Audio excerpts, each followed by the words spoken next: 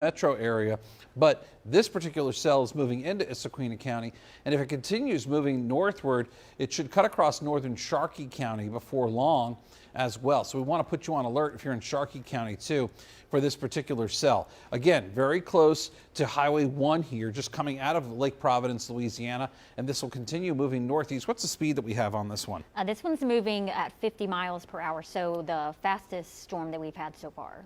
Gotcha. And so right now, not getting any damage reports, but this is a radar indicated tornado that's moving northeast at 50 right near Lake Providence. We are seeing some purple here on the scale. This is rainfall intensity. And you can see that that's right there on the upper edge of the scale. So this is very heavy rain that is falling right now across the western part of Issaquena County, right near the Mississippi River. And this will continue moving north and eastward. Hollybrook, for instance, and Lake Providence are in the areas right now across the river in Louisiana that are being impacted. And again, this is moving into Issaquena County, and just about most of the county to about the Fittler community is involved. We have our inflow and outflow, pretty good couplet showing up right here.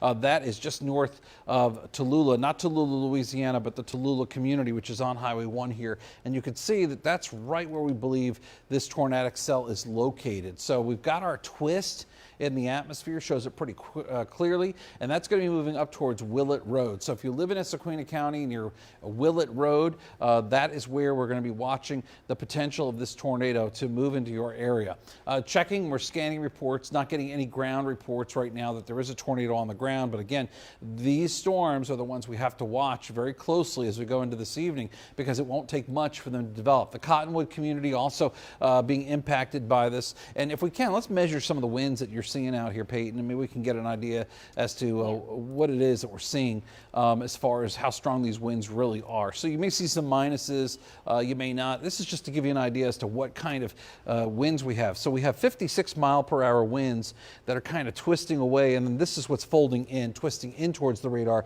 contrasting with 37-mile-per-hour winds the other direction. So there's definitely something going on here. All right, when you have 60-plus-mile-per-hour winds in one direction and you go just about a mile away and they're coming from a complete opposite direction, that gives you an idea where there is a twist in the atmosphere. And it's something we have to pay very close attention to as this storm continues moving northeastward. Fortunately, at this point, we've had no reports of any damage. We did earlier have some damage reports coming out of Simpson County. Hard to say whether they're tornadic or not, but certainly something to pay attention to.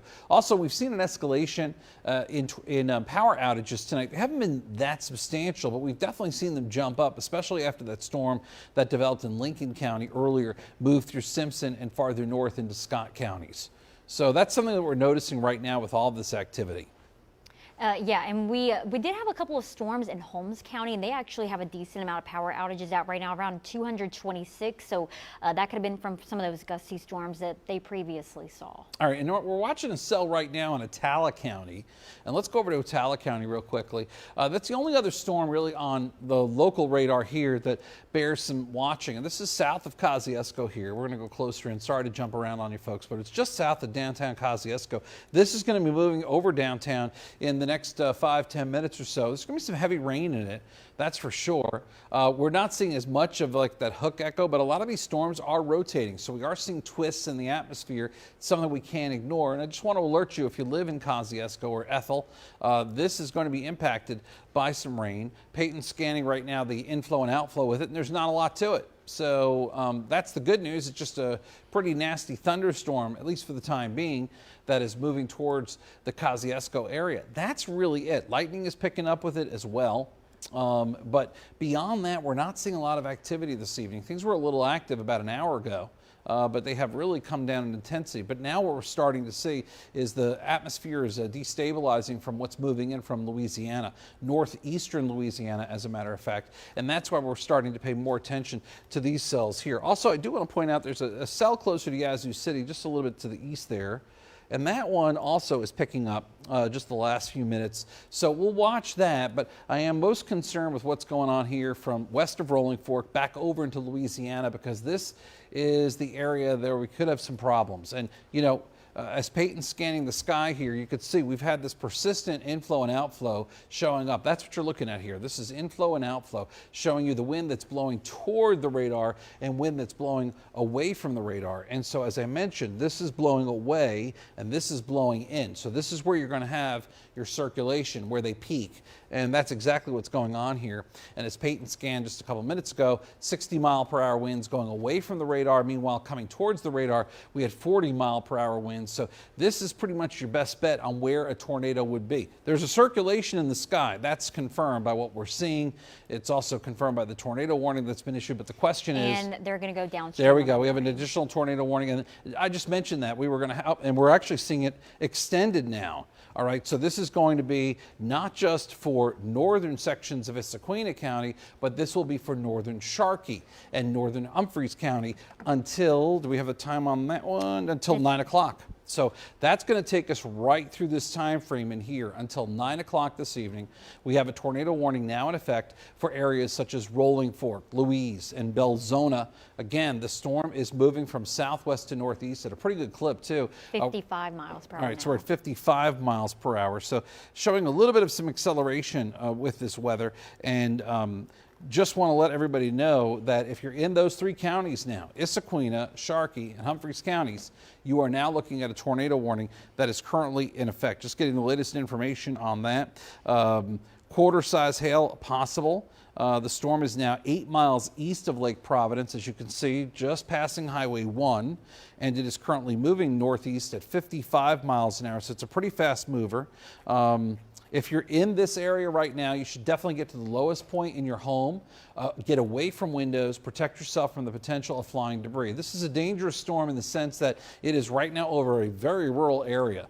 And we are not going to get a lot of reports, and now it's nighttime anyway, so it's going to be hard to see if there even is a tornado there without damage actually occurring from it. So we need to pay very close attention to this cell as it moves northeastward. Rolling Fork, please get ready. If you know anybody that lives in Rolling Fork, get them on the phone now. A very dangerous situation is setting up here. These nighttime tornadoes are always the worst when it comes to warning on them.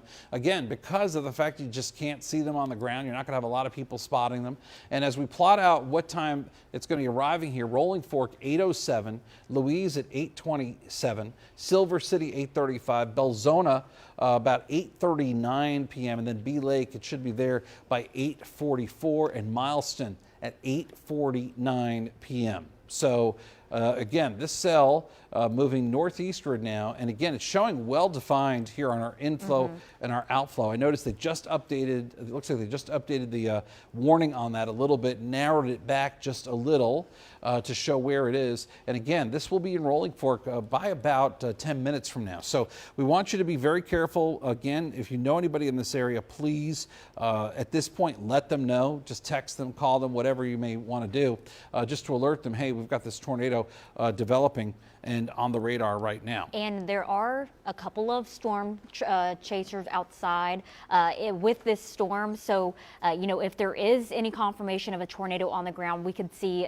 not only from radar indicated, but possibly out in the field. So we'll relay any of that information as it does come through us through the National Weather Service chat and otherwise. But again, this is only radar indicated. But I will say that the rotation as a whole just south of Mayersville now is picking up quite a bit, especially now as it tracks just to the east of Highway 1. And again, this is the latest scan coming on, Dave. That's pretty concerning to look at. Yeah. We can just scan some of the winds right now, and I would imagine them to be 58-mile-an-hour wind, 67. Yep.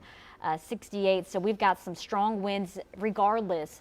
They're just above the surface, a little bit more than the surface since this is a bit ways out from the radar itself, but we've got some strong winds aloft that are rotating, and regardless, you're going to see some very strong gusty winds nonetheless. Yeah, and you know, it may be worth trying to 3D slice this storm if we can do that in regular radar mode. I don't want to put you on the spot too much. It's like asking someone to do some brain surgery real quickly on the fly, but it's a little more complicated. But we're seeing a donut hole developing right in there. Yeah. And so, okay, so let me show folks what we're doing here. We now have flipped the storm on its side.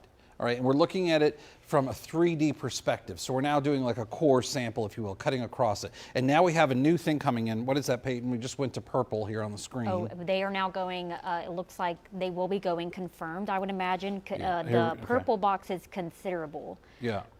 So So this is turning into a very dangerous situation very quickly. I'm sorry, I didn't mean to take you off the 3D scan like I did, but no, you're fine.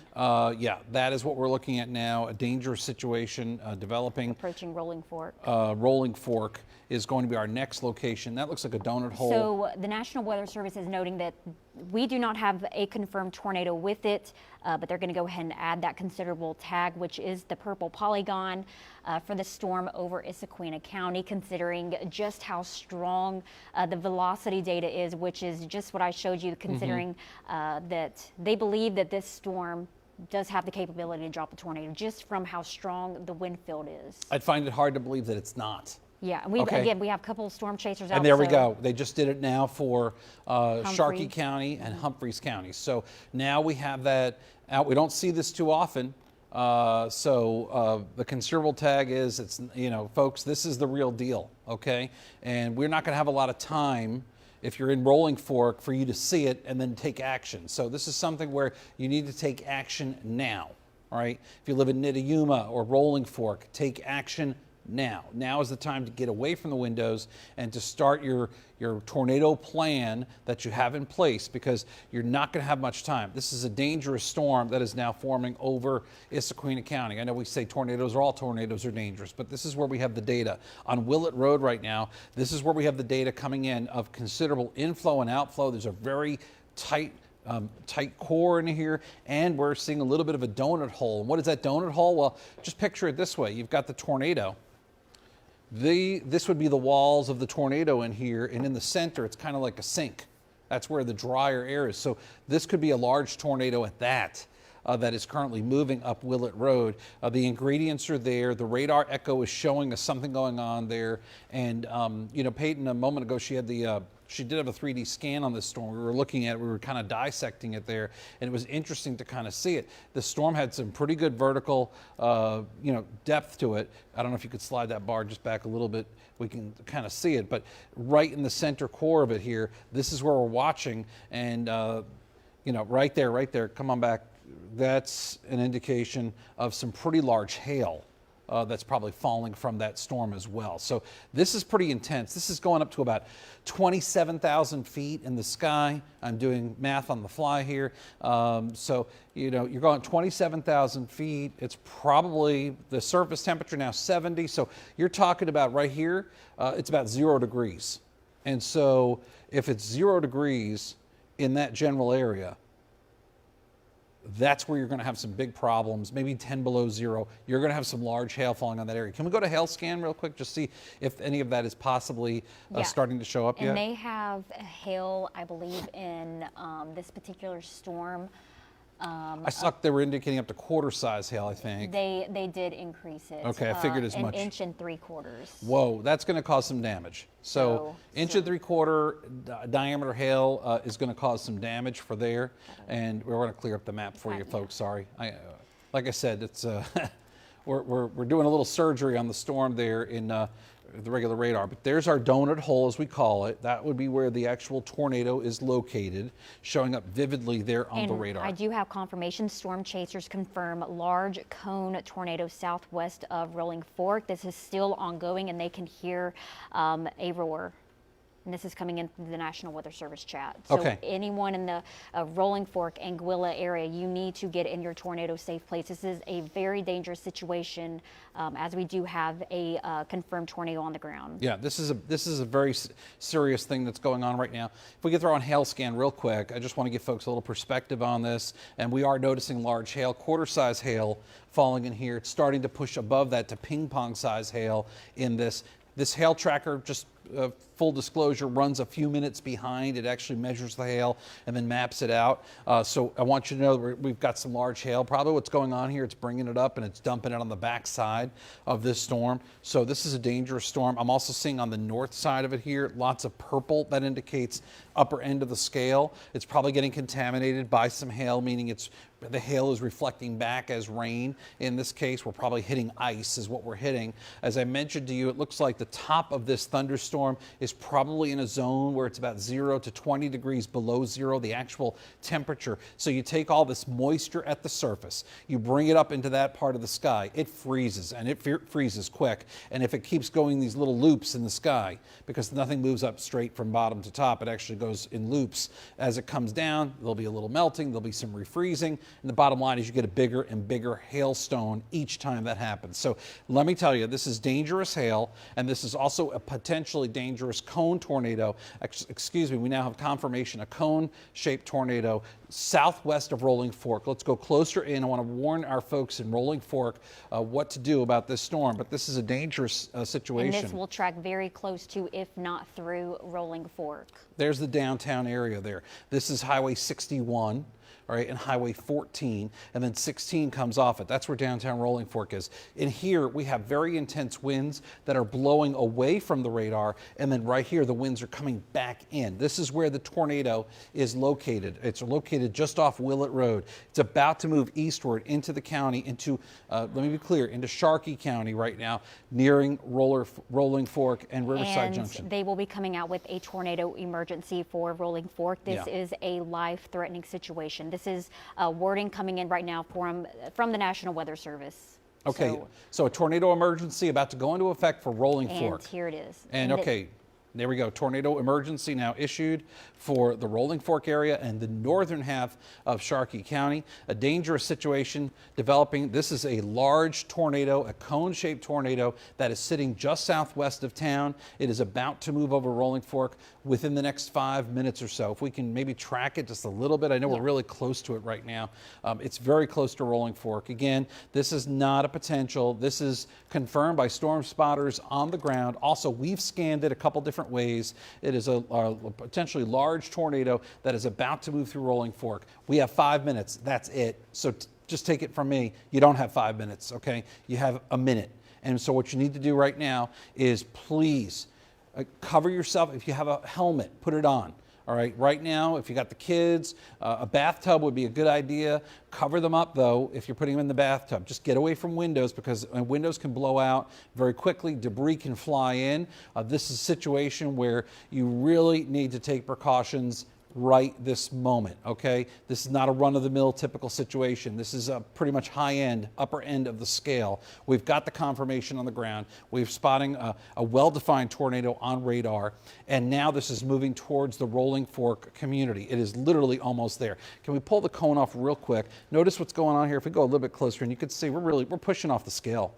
With what we're seeing here on those winds. I wonder if you can hit it real quick just to kind of give us an idea, but there's some extremely strong winds in there that are blowing through right now.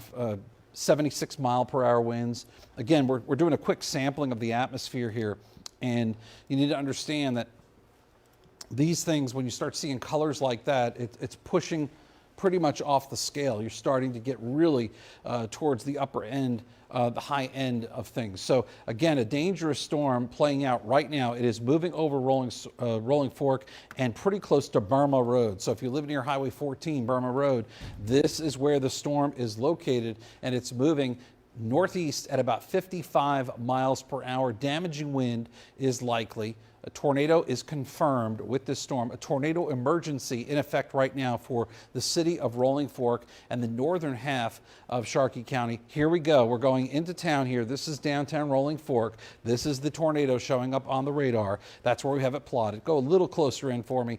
I just want to get some street names out. Carter Brothers Road, Spivey Road right here. Burma Road, I told you, on the south side of 14, now on the north side of 14 where it continues, and then right along Highway 16. The storm is now tracking very close to downtown Rolling Fork. We're in currently we're just outside the Sharkey Issaquena Hospital right there, and this is where the storm is tracking. So please take cover anywhere along Highway 16 right now in Sharkey County. Take cover immediately. And you can see this storm is moving from southwest to northeast. Hey, guys in the back, if we can, let's get somebody on the phone in Sharkey County as soon as possible, and maybe Humphreys County too, just to get some confirmation on what we're seeing seeing here, because we do have numerous reports coming in right now from people on the ground, spotters that have spotted this storm, even at night. This is lighting up enough where people know what's going on. There's a lot of lightning with this storm. Can we throw on the lightning real quick just to kind of show folks? And wow, yeah, there's so zoom much out, lightning. yeah. Okay, the whole thing's covered up. All right, this is the real deal. When you see, I've said this a million times probably on TV here, when you see an uptick in lightning like that, and a lot of it, it's just another confirmation. But this is a large scale tornado right now, a large tornado, and one that's moving literally just over the downtown Rolling Fork area, just on the north side of Highway 14 here. So this is moving quickly, 55 miles an hour. Looks like, if we can plot this with extreme accuracy, looks like it's just going to go across Highway 16, just north of downtown Rolling Fork. But still, it's a dangerous storm.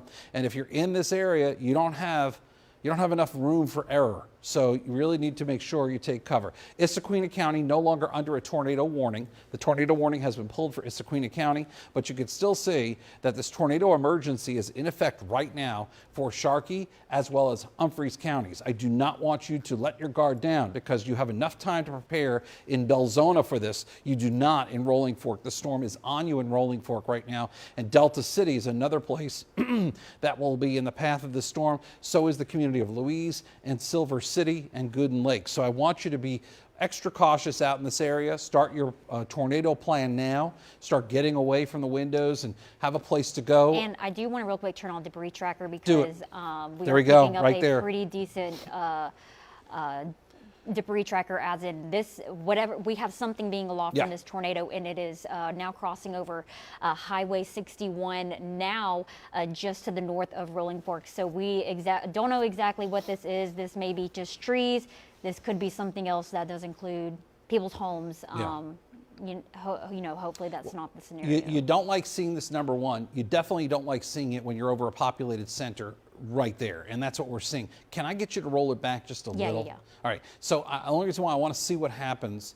So, looks like it just came into town from the southwest. Yeah. I mean, it's almost a direct hit. Yeah, I don't like seeing this. And it's riding right up Highway 61. If it's not going to hit Anguilla, it's going to be very, very close to passing directly into. Right. So let's explain something to you here at home. All right. You're not going to, when we're showing you stuff on the radar, not everything is going to line up perfectly, and I'll explain to you why. The storm is moving from southwest to northeast.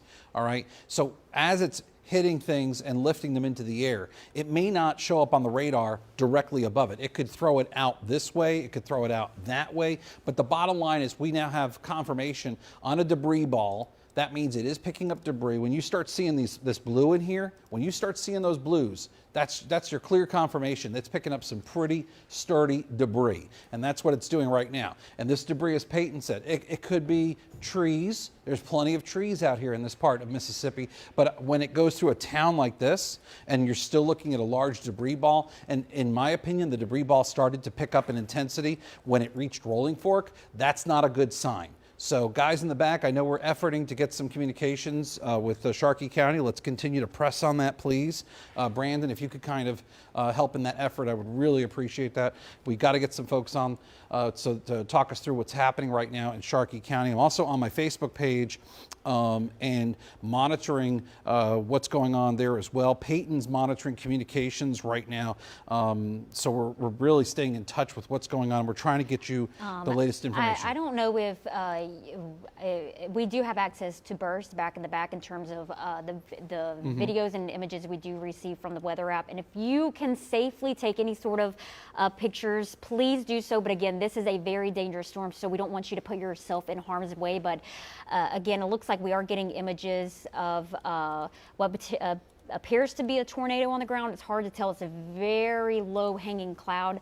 But again, anyone in the back, producers, just keep an eye on bursts, because of course there's a lot of other things that we are going to try to do. And also just want to note that the National Weather Service is noting that the tornado debris signature we're watching right now extends to at least 22,000 feet. So keep that in mind, folks. Let me tell you what that is. We're now at 4 miles into the sky. So the debris is being lofted 4 miles into the sky. This is a powerful tornado, is what we're looking at right there on the screen when you're going that high into the sky. Keep in mind, we were showing you that the temperature okay, at about 27,000 feet. This is at 22,000 feet. The temperature at 27,000 feet is about 0 degrees. So this is sub-freezing temperatures that this debris is going up into and now coming back down. Andy Bayou Road, I do want to alert you, close to Highway 14, debris signature, moving towards there. Brandon, also, Brandon, I want to let you know we're getting stuff on burst. If there's a way of you getting those pictures, we got a lot of activity going on. We got Brandon Walker here. We've got the whole team basically kind of working this storm right now for you. Southdale Road is the next place that we're watching with this storm. That's the debris ball. We're just southeast of Anguilla, and it's moving northeastward towards Highway 14. Dowling Bayou Road will be the next road in place.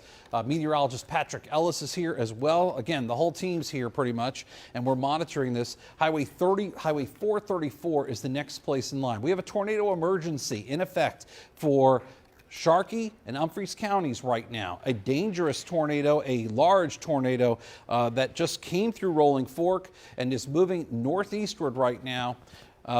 Currently going towards Highway 14. And so we want you to be on special alert here. It's not often that we see these tornado emergencies issued, but this is the real deal. And wow, look at that. Look at that wind. This is, again, the outflow of winds. We're at the end of the scale here, folks. This is the wind blowing away from the radar. This is the wind blowing in from the radar. And if we could just get some measurements on that, Peyton, I don't know. You know, we'll try our best, but it's just to show you. Sorry, that went to lightning scan there. But we just want to show you just how intense the winds are here. You don't normally see it in that particular manner where it's really pushing the upper end of the scale. We've got 90-mile-per-hour winds, so we know that's at least EF1 material. Possibly more than that. We've got some 93-mile-per-hour winds, and then we've got winds blowing in the opposite direction that are coming in across Highway 61. So this is a large tornado now that is coming across the intersection of Highway 14, and forgive me, that's Highway 434, but if we can go a little bit closer in just so I can grab that street. That's okay, that's... I can't really see it. It's blending in a little bit. So, Sandy Bayou, there we go, Sandy Bayou Road, and then River Road is right beyond that. But this is a very large tornado that's currently moving on through. Meteorologist Patrick Ellis, you mic'd up? Let's see. Maybe I am. Okay, we'll go with it. I can hear you. Okay, I can hear you. And, Just talking to Patrice Clark. She was on the phone with the Rolling Fork mayor, and he says that his house was hit by the tornado. So this was a large tornado, and from what we can see, that debris signature goes up 22,000 feet. If that's correct, that's probably EF2 or EF3 strength tornado just went through Rolling Fork, and it's on the east side of Anguilla right now. We need you to be in a safe place now. This is a serious situation. It probably is on the ground in Issaquena County too, in far northern Issaquena County. So very dangerous situation that's unfolding for northern portions of Sharkey County and for our friends in Humphreys County. You're next in line, Gooden Lake, eventually out towards Isola and Belzona. Friends out that way, you need to go ahead and start making your plans now because that storm is rolling up towards the north and east at 55 miles per hour. It's not stopping at red lights. It's not stopping at stop signs. It's heading your way. Anguilla, safe place now, especially if you're on the east side of town. Sandy Bayou Road, you see there, Highway 14, that runs you back out towards Midnight and Louise, over into southern portions of Humphreys County. You see Delta City off to the north. Panther Burn's up that way as well, but this storm should be past Panther Burn and Nittayuma. But I wouldn't be surprised that there's debris falling out of that storm up near Delta City and Nittayuma. yeah. Oh, absolutely. This is a large tornado. And again, in EF2 or EF3 could be easily possible. I mean, I was saying the freezing line, the debris is going higher than the freezing line in the sky. All right, this debris is going up 4 miles, 5 miles into the sky on Debris Tracker. That's really just frightening to think about. How large that is. And I will tell you, the debris ball, in my opinion, from the latest scan, has shrunk back just a little bit. But it really picked up the moment it hit Rolling Fork. Yes. And that's the thing. And when I'm looking at this, I mean, this is upper end of the scale. When I've looked at these storms, I've been doing this 10 years here at WLBT today, as a matter of fact. Happy anniversary to me. I'm covering, much like the way I started, I'm covering tornadoes. And you can see that the tornado threat here that's on Highway 14 and Highway 61, those kinds of winds we just don't see very often. And we have the debris ball here. It looks like we have two. Now, it could be that it's Well, just I splitting the debris in the sky Yeah. and that it's fanning out. It could be fanning out in different directions. But this is a very large debris ball that's indicated right now on Highway 434. And then you've got your inflow and outflow winds here very close to the Ritchie community. So let's go forward now. Let's go over here. Let's take a look at what these streets are so folks know. We're getting into the northeast part of... Do you want to go Yeah, where this is- the debris all, okay, upstream? Yeah, let's just... and right now we're on the wind flow, right? Yes. Okay, and you can see this is Widow Bayou Road, McPherson Road, and over through 14. Big Widow Bayou Road. These are some of the areas that are going to be impacted. If you're anywhere along Highway 14, all right, you don't have much time. We're talking seconds, maybe a minute. All right, get ready for this storm. Do what you can to protect yourself. It's going to be tough. All right, if it's an EF2 or an EF3, all right, just ride it out as best you can. If you don't have any other place to go in your home right now, all right, a bathroom is a safe bet. It's a safer bet. Get in that bathtub and cover yourself up. If you've got some helmets, throw some helmets on. Got the kids, maybe you got the football helmets. Okay, put them on the kids and get them ready for this storm. We want to keep you as protected as possible. Again, Highway 14, northern areas of Sharkey County, a large tornado observed on the ground. Mayor of Rolling Fork telling WLBT News a short time ago, even his house was hit. So I'm working right now to get some folks on the phone here from Sharkey County so we can get you the latest information and just let everybody know what the status is in the Rolling Fork area. So we're working on that right now.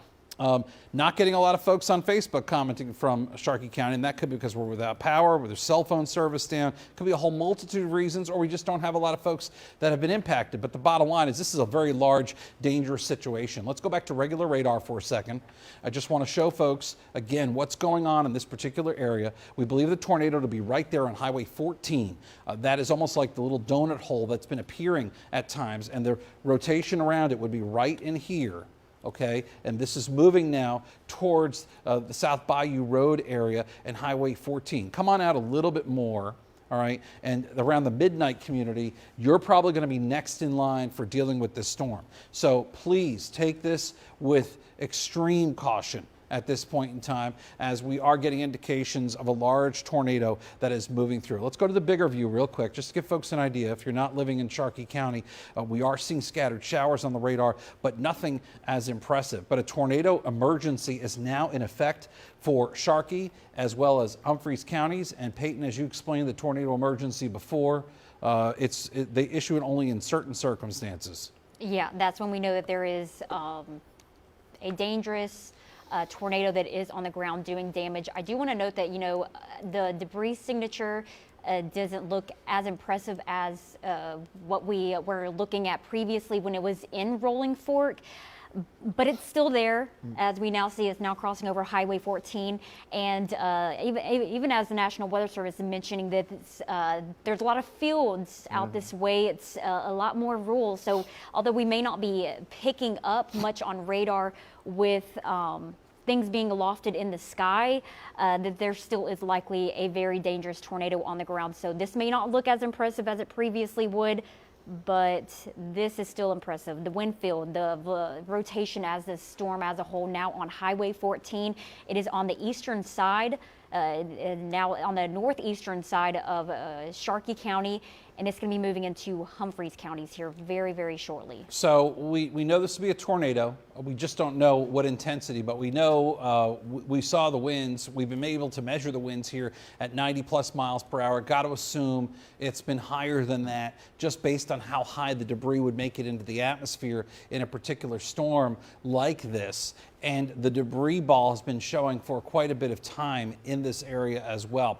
What's interesting is the debris ball did rapidly expand when it reached the Rolling Fork area. We can make assumptions that Rolling Fork was hit by this storm, and it could be quite a bad situation right now in Rolling Fork. I am being told we will have somebody talking to us from Sharkey County here any second, so we'll bring that to you as soon as we can. And then you could see this storm is quickly moving out of Sharkey County and now Humphreys County. And I want to tell you, you live in Silver City or Louise, Do not play games with this thing, all right? Already, you should be in your safe place in those spots. Do we sound like we're lecturing you? You better believe it. We're preaching, because right now, you need to take action in this particular situation. This is not what if, could be, possibly.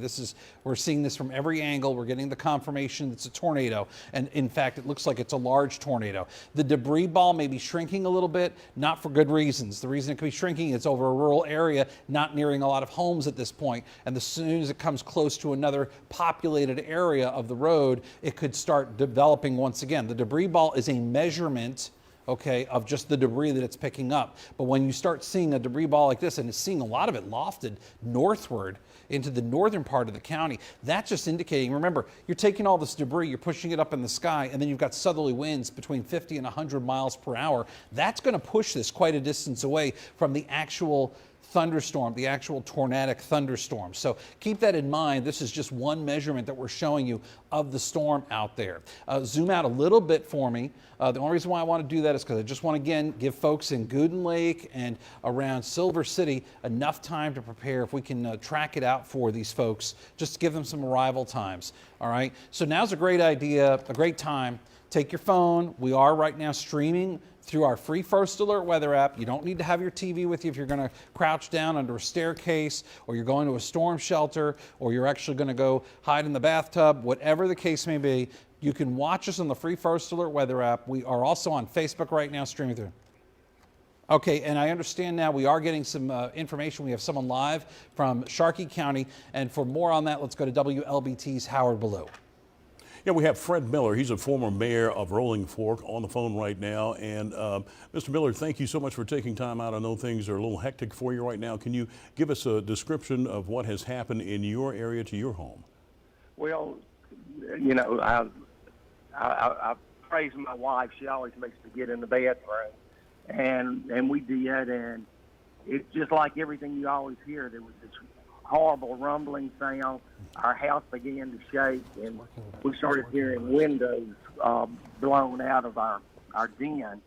So once it calmed down slightly, we got out, and we've got a great deal of damage in the yard, in the house. Across the street from us, there are a number of trees down. We've got trees down in our yard. I talked to one of my friends who has worked with me for the last few years, and all I got from her was a text that just said her house was gone. Oh, my goodness. So we have no electricity in town. I see some emergency lights and things, but it's bad. And like I said, we're fortunate that we're both fine, and structurally, most of my house looks like it's okay, but we didn't get hurt, and that's all. Everything else can be replaced. That's extremely important, and we're glad to hear that. Give us a little more description of how your house was damaged. What type of damages did your house? Well, at this point, it's been hard to see. Sure. In the back of our house, we have plate glass windows, and they all just blew out completely. And I've not been able to, because there's no electricity, I've not been able to look in the backyard where we have a number of large pecan trees and other trees to see, what's there. I did see some metal that was down. We've had awnings pulled off the house. It's a two-story, and I've not been upstairs because the lights are out to find out. But we have some huge trees, and we're just fortunate that the trees didn't land on the house. Right. Or don't seem to have landed on the house. Yes, sir. Mr. Miller, about what time did all this start happening? And how long did it last? It didn't. It probably lasted 5 minutes. Once the tornado warning came in, we got in the bathroom and took some pillows in with us, and we sat there for a while, and then all of a sudden we just started hearing this roaring, and the lights blinked a couple of times, and then they went off, and then we started hearing glass breaking and things popping, and all of a sudden there was a cool breeze coming in the house. So I knew that, windows had been blown out. Absolutely. But, I'm concerned about, neighbors and people that may be hurt and everything. but Sure. there's no traffic out right now. Yeah. Any indication of any injuries that you know of at this point? I know No. it's early on for you. No, I mean, I continue to get, text messages, and, the people that we work with have a text string. So, I've been watching it, but I've not heard anyone say anything about anyone being hurt yet. Mm-hmm. So I hope that we may have dodged that bullet. Absolutely. And now, you're a former mayor. Have you experienced a tornado like this before, or with a suspected tornado? We're not sure. No. I've never experienced anything. My wife's family was here in '71 when the February tornadoes came through, but I've never. I mean, we in the Delta in Mississippi, we all get winds and we all, huddle down when we get warnings like this. Right. But I've never seen it. And, it was just recently that we had a pretty good tornado in Anguilla, which isn't but 5 miles north of us. Okay. All right. Former Mayor of Rolling Fork, Fred Miller, thank you so much. Be safe out there. We know you're busy, and please keep us posted. And thank you for taking time out to talk with us. Let's go back to Dave now. Thank you. Yeah, tornado emergency continues in effect. Thank you so much for that, Howard, getting us some information from on the ground there in Sharkey County. Right now, we are watching this tornado moving across. This would be 7 Mile Road, headed towards Gooden Lake Road. Debris signature showing up there, very close to the Midnight community. This is where Highway 149 comes on through. We are getting reports in from Rolling Fork, several vehicles damaged, many homes appear to be damaged. The damage looks pretty significant. We have unconfirmed reports of folks that are trapped in Rolling Fork at this time. So they are definitely in recovery mode. Keep in mind, it's still raining around Rolling Fork. So they're fighting the weather right now as part of responding to anybody who's trapped or any concerns there. This is our debris ball. This is what we're focused on for the actual cell that is going to move across Straight Bayou Road and move towards the Midnight community at any moment. A tornado emergency remains in effect for another 30 minutes. This is going to exit out of Sharkey County and move into Humphreys County very shortly. It's getting very close to the border. In fact, correction. We're now inside Humphreys County and getting close to the Midnight community. We just moved over the border there out of Sharkey County. I want to tell you, in Sharkey County, the weather's still bad. Don't move around just yet, okay? Do the best you can for the time being. We understand the power is out across most of Sharkey County right now, and we think the situation is about to go downhill and be the same here in Humphreys County. Next point will be Silver City. We are 7 miles southwest of Silver City. We're moving pretty quickly here at 55 miles per hour with this storm. You don't have much time. You have literally 4 minutes, maybe 5 minutes until this storm arrives in the Silver City area. Here's another scan, inflow and outflow when it comes to winds, and that is showing up very close to the Midnight community now. So that's where this storm is about to move over the Midnight community. Go ahead, Patrick. Dave, I was gonna mention that looks very similar to the Easter tornadoes from 2020. Yeah, it was in a same distance from the radar site as that, and this storm is putting out debris. It's lofted 22,000 feet up and then getting pushed 8 to 10 miles north away from the center of circulation. Midnight, it's the time to act right now. You've got to be in your safe place immediately. There is no indication that this thing is going to lift. It is on the ground. It's going to be a long track tornado, and it is large. We saw pictures of it as it was moving out of northern Issaquena County. This is a serious situation. Midnight, Highway 149, Silver City, the airport here on the south side of Belzona. You need to go ahead and start taking your tornado precautions. If you know anybody who's traveling along Highway 49 right now from Belzona down towards Yazoo City, give them a call. Tell them it's a no-go, because this thing is going to cross right over Silver City if it's a deadline center line here. Let's go, Peyton, and zoom out. I want to get a little further out. Again, that is a textbook looking signature. We're looking at probably about 6,000 feet up.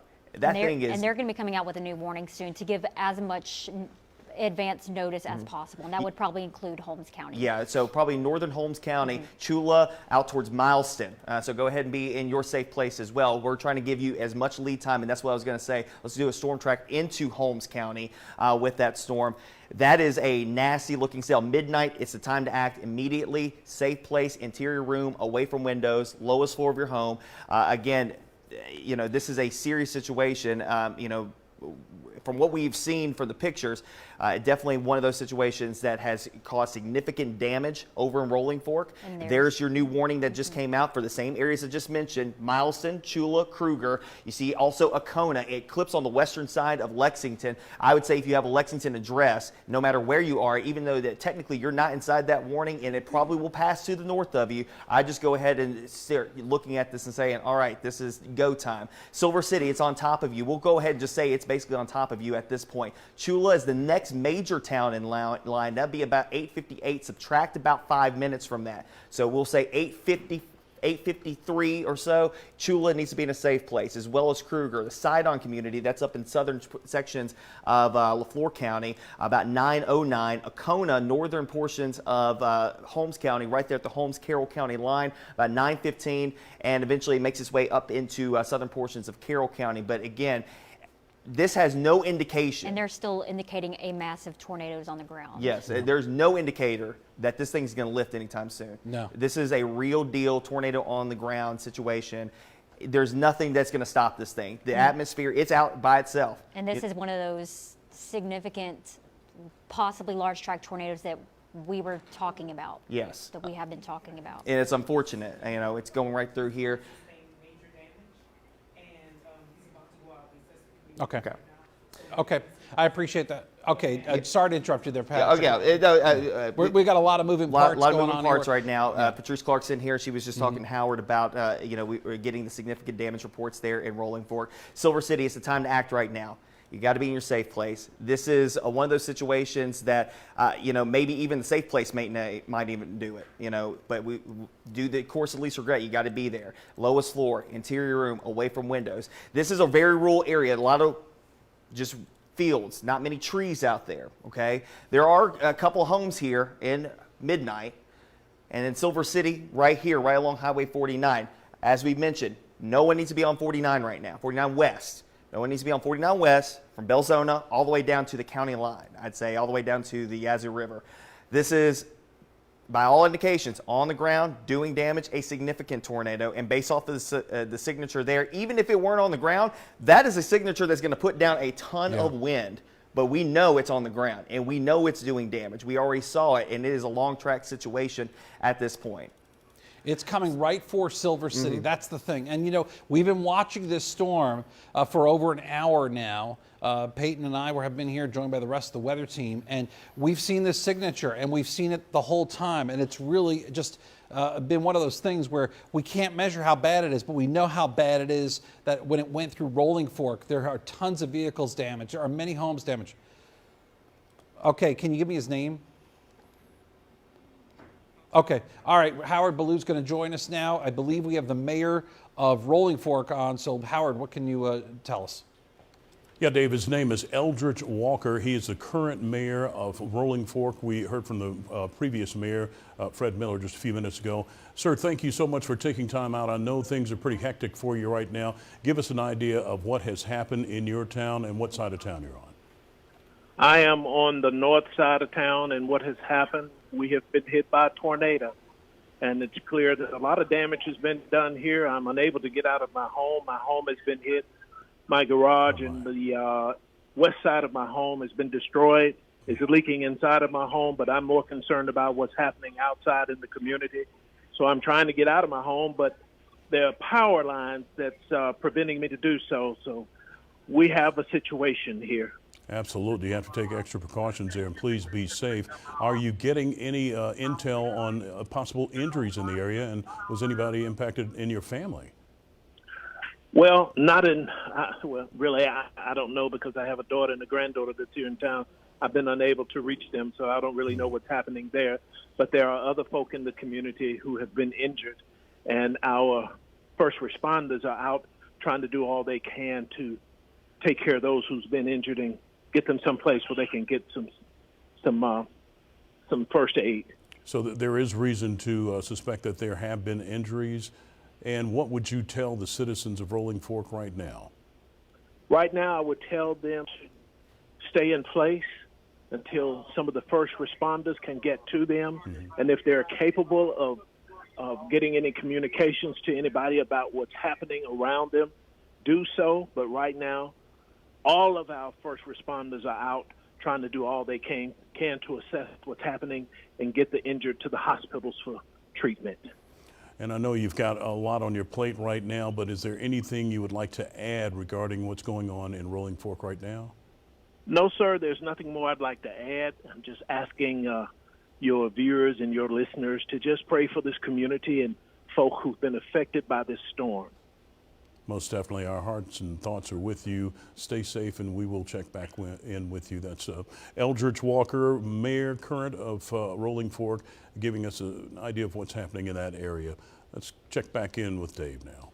Thank you so much, Howard Ballou. All right, Silver City, I am praying that everyone in Silver City that was watching us, that knows about this storm coming in, whatever way you found out about it, that you're right now in your safe space, your safe place, whatever it may be, that you are right now going through the storm. And I can only imagine how bad it is based on what we've seen with it. Again, getting away from windows. I'll say it ad nauseum. I don't care how many times I have to say it, because every person that can follow this advice, get away from windows, crouch down, protect yourself with whatever you can so that you're not impacted by flying debris. Please do that if you haven't already done so in Silver City, but you're going through the tornado right now. I want to zoom out a little bit. This is Debris Tracker, and we're going to keep our eyes on Debris Tracker because this will be a telltale sign if it is causing damage in Silver City. Belzona sits just to the north.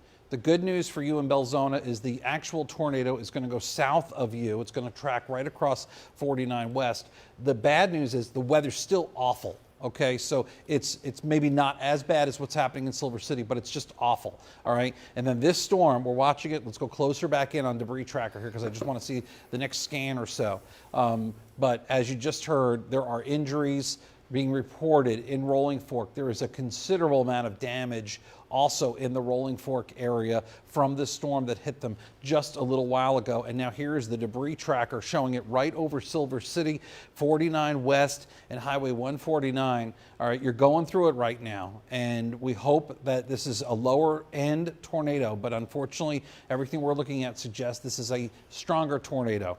And if you follow the advice that we've been giving you on going to your safe place, maybe you have a storm shelter, maybe you can protect yourself, even if it comes down to just a table protecting you, whatever you can do to ride this out.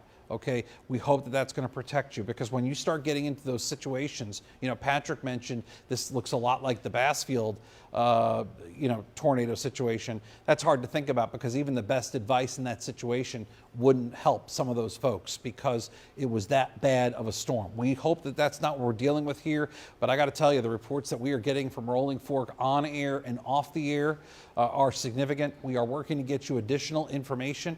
Peyton just informed me a few seconds ago that all of Sharkey County is without power right now. Almost all. Almost all. It appeared that maybe 100 customers without power, but it's upwards of close to 100. I also want to notice that storm spotters are still reporting that this is still on the ground. It just crossed over Highway 49, and the National Weather Service will be upgrading that downstream warning for Holmes County. It has that considerable tag, but that will also become a tornado emergency as well. So we are tracking, this is a long track tornado. This is what we fear, especially at night. These are the worst things to track because we're lucky that we have the spotters in position that can confirm its existence. That is helping us. But it's one of those things where you have folks that need to get rescued, they need help. And remember, even if the tornado passes, you still have this pounding rain and wind that's coming down. All right, so this just moved over Silver City. And here's the debris field showing up now. This is Debris Tracker just to the east side of town, bounded here by about Main Street in Silver City. All right, and this is now moving out into the open country again of northern sections of Humphreys County. The next place it will wind up is probably close to Grass Lake and Highway 12. So if you live along Highway 12 in western Holmes County, all right, or in the northern part of Humphreys County, you need to take this very, very seriously because we have confirmation on this of a large tornado physically and also a large tornado in intensity that is moving right now over Silver City. Meteorologist Patrick Ellis. Seeing this coming in, at least one injury near Rolling Fork after that tornado came through there. At least one injury with that storm moving through Rolling Fork not terribly long ago. As far as we can tell, it's not as deep as far as the tornado. You see they just went up to the considerable tornado emergency for northern portions of Holmes County. That does include Mileston, Chula, Kruger, okay, right there along Highway 49 East. So we were talking about 49 West. The storm is now moving into the wildlife management or getting close to there, but anybody who is in between Silver City and Highway 12, we need you to be in your safe place, okay? But this is generally a wildlife management area, so the possibility that we may even at times, the debris signature may not look as significant, but that signature of rotation is still significant. That has not changed. The problem is that when we're looking at the debris signature, it has to hit something for us to be able to see it. Now, because this is mainly prairie land and grasslands and fields, it's going to be hard for that to happen, but there are some trees out here, and we may be able to keep that debris signature and be able to pinpoint exactly where it is. But it will cross Highway 12, probably out here near the county line of Holmes and Humphreys County. And if it stays on the same track, and let's just kind of go here, with me, Chula, dead ringer. If it doesn't turn right, which it could very well turn right a little bit more away from the flow, if it does do that, it's more so Mileston, but right now it looks like it's more so Chula or in between the two towns. But at any rate, these two areas, if you live in Mileston or Chula, I'd be looking at that and saying, I need to get to where I need to get and get safe. If you don't feel safe in your home right now, take the time immediately. If you can get to somewhere quickly that you feel a little safer, maybe you got a house maybe right down the road, you live in a mobile home, and you got your mom's house or grandma's house is a little bit more sturdy, get there now in Chula, okay? Don't take the extra minute, go there now, okay? We can give you, let's put a storm track on that. Well, I'm saying that because I don't want people to be out there We've got in about 10 minutes. But just between Chula and Mileston, we have about 2,000 residents in that area. So this is significant. So we're saying 9 o'clock in Chula, about that. Subtract 5 minutes. So really, again, Chula's small, okay? Small town. Same thing with Mileston, small community up there along 49 East. Take the time right now. Get to your safe place immediately, okay? If that just happens to be the house down the road at your grandma's or your mom's, get there now, okay? Because this is not a storm to mess with. We've already seen the damage as it made its way across through Sharkey County. It's moving through Humphreys County. I would go ahead and say that based off of what we've seen, midnight to Silver City, probably tornado damage through there. This thing has been on the ground the entire time. It will cross Highway 12, and if it stays on the same track, very close to Chula and Mileston, it's heading in your direction, crossing 49 East, and coming up on the other side of Highway 12, because Highway 12 stops here at Mileston, and then you turn north to keep going on Highway 12 to head out towards Lexington. That storm right there has no indicators that it's not going to keep doing what it's doing. No indicators that it's not going to keep producing a tornado. It may get a little weaker. Hopefully that's the case. But there's no indicators that say that this thing's going to completely lift here in the short term. And this honestly is reminiscent of probably the last time I can remember where we had a long track tornado like this that just didn't let up. And that would be back to the Bassfield situation of 2020. And so you can see right now that it's about to approach Grass Lake. What are you looking at here? I want to make sure that everybody's clear on what we're showing you. This is the inflow and the outflow of winds, all right? And that's upper end of the scale right there, my friends. Now, I know we're a few thousand feet up in the sky here, okay? But that's really significant when you have this kind of coupling in the atmosphere, all right? And that is a significant storm, not just by size, but also by intensity, and we can't underscore that enough. Let's look at Debris Tracker again. And Debris Tracker has really shrunk, and that's because, as Patrick noted, this is really grassland, grass lake, grassland out here. There's not a lot as far as population is concerned, but it is nearing, all right, parts of western Holmes County. And in that Chula, Mileston area, there's about 2,000 people that reside here, right along Highway 49, Okay, and this is something that's very concerning. So this is where the debris ball is kind of lessening up a little bit, but we're going to be watching it very closely. Peyton. Storm spotters are reporting that there is significant damage just south of Highway 149 and Highway 49 with a search and rescue underway in Silver City. All right, that's right here on the map, just so everybody gets perspective. This is where the storm came from just a few minutes ago, moving through Silver City. That's to be expected because of the significance of this storm. Intensity, long track tornado, a violent tornado at that, and we're thinking it's got quite a bit of intensity. Patrick. 35 to 40 miles on the ground so far. 35 to 45 That's miles. how long this thing's 40, tracked. yeah. And it's still got a ways to go. Yep, unfortunately.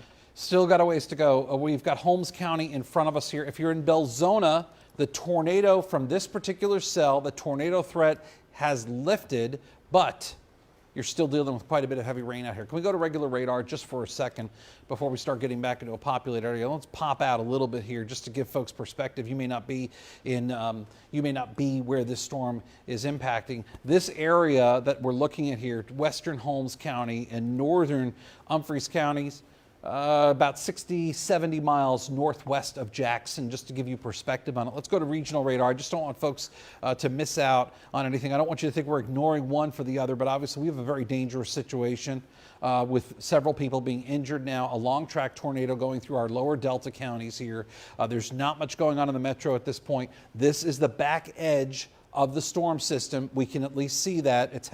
I'm happy that we can see that. It can't get here soon enough, but it's out there nonetheless around Monroe. That is about 120 miles, that is about 80 to 120 miles west of Jackson. So we're getting a little clarity here as to how far the back end of this storm is right now. Okay, so we have some pictures that we're now getting in as well. We'd like to share with you. Tornado damage from Sharkey County. This is to show you. And you can see that there's a lot of trees knocked over. It looks like a lot of the trees are stripped there of any leaves that they may have had prior to the storm moving in. Again, this is at nighttime. Here's another picture taken. You can see that tree. Now, that could be a dead tree for all I know, but I'm looking at the other trees in the background, and they are all stripped, it looks like. So again, a horrible situation playing out in Rolling Fork tonight. Fred Miller supplying those pictures to us.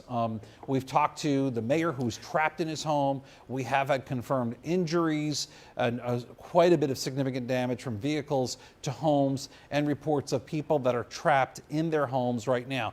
Much of Sharkey County is without power. Power outages have been resulting, of course, from this storm. And as we continue to look at this, which is near the Grass Lake community, nothing's changed. It's just the same storm moving over new territory now, and this is going to continue to move across Highway 12 here in the Grass Lake area and eventually wind up close to Chula and Wyatt in the near future. Now, if it can maintain this, it might be more of a Chula to Kruger type of storm on Highway 49 east. Regardless, we're now about 10 miles away.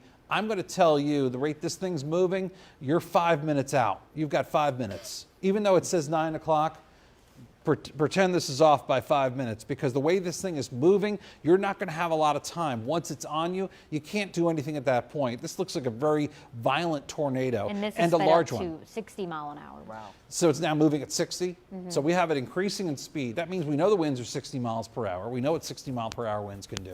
And when Peyton was measuring this before, we were about 100 miles per hour going up in the sky a little bit. So we know what we're looking at here. We know what this is. And this is going to be moving through the northwest part of Holmes County here over the next 20 to 30 minutes. A tornado emergency remains in effect for much of this area, and for good reason. Just looking at this, Dave, I mean, you know, that you can't.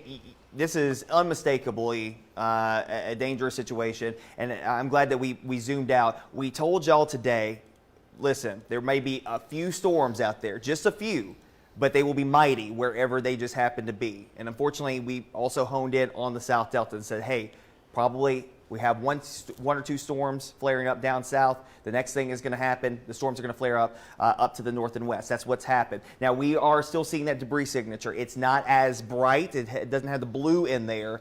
but it is still a debris signature nonetheless. And it's just crossed Highway 12 near the Grass Lake area. Again, this is in wildlife management area, so there are likely not many folks who live in this area. But the folks who do live out here, this is an impactful situation. Obviously, the next area in line here would be out near Chula. The one thing that may be a saving grace, it will be a close call. I still think that Chula, you've got to be in a safe place no matter what.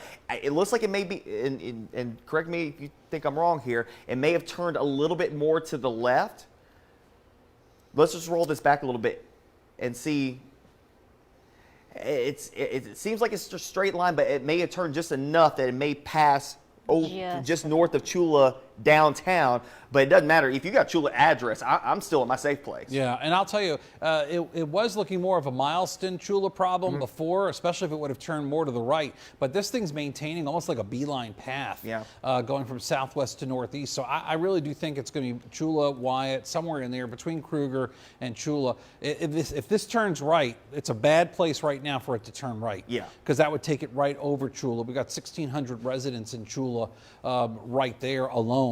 Rolling Fork has about 1,700 residents.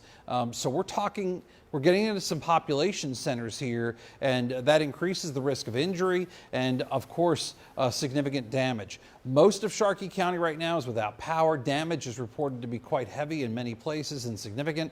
We also have damage reports coming in from the Silver City area of Humphreys County. So this is a dangerous situation, and now when you're looking at this area, we've got time to get you ready, all right? The debris ball may not look like much, but there's not much around the Grass Lake area. In all due respect to anybody who lives close to Grass Lake, I'm just talking about sheer numbers of population. There's not a lot of folks that live near there. There's not a lot of trees either. It's a grassy area. So as a result, the debris ball is not going to be large anyway under any circumstances.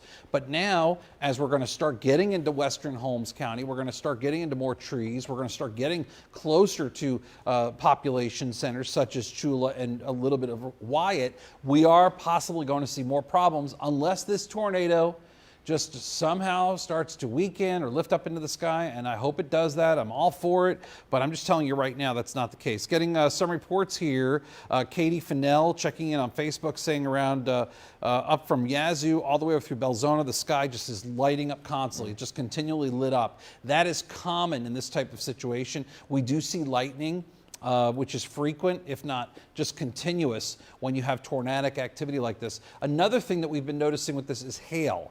And the hail's been changing from time to time during the course of this evening with this particular storm. We had some large hail a little while ago. Now we just have a generalized amount of penny-sized hail from this storm as it's moving from southwest to northeast. But before it made it into Sharkey County, the hail was actually quite a bit larger, and in fact we were getting indications that the hail was 1 3/4 inches. I think they've dropped that now to quarter-size hail, if I'm not mistaken, Peyton. But again, this storm is going to come very close to Chula, and I just can't explain enough about what I'm seeing here, that this is something you just don't see very often. What we're looking at here, winds blowing away from the radar, winds blowing into the radar. This is your tornado. When you have conflicting winds like this, you've got your circulation. In this case, we're at the end of the scale here just about, all right? And when you start seeing that, that's just not common. And when you see it, you don't see it over a long period of time.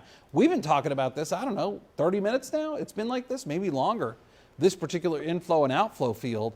And so this is something that's really, really dangerous, and again, very indicative of a long track tornado, and a nighttime one too, which again just lends itself to how severe the situation is right now.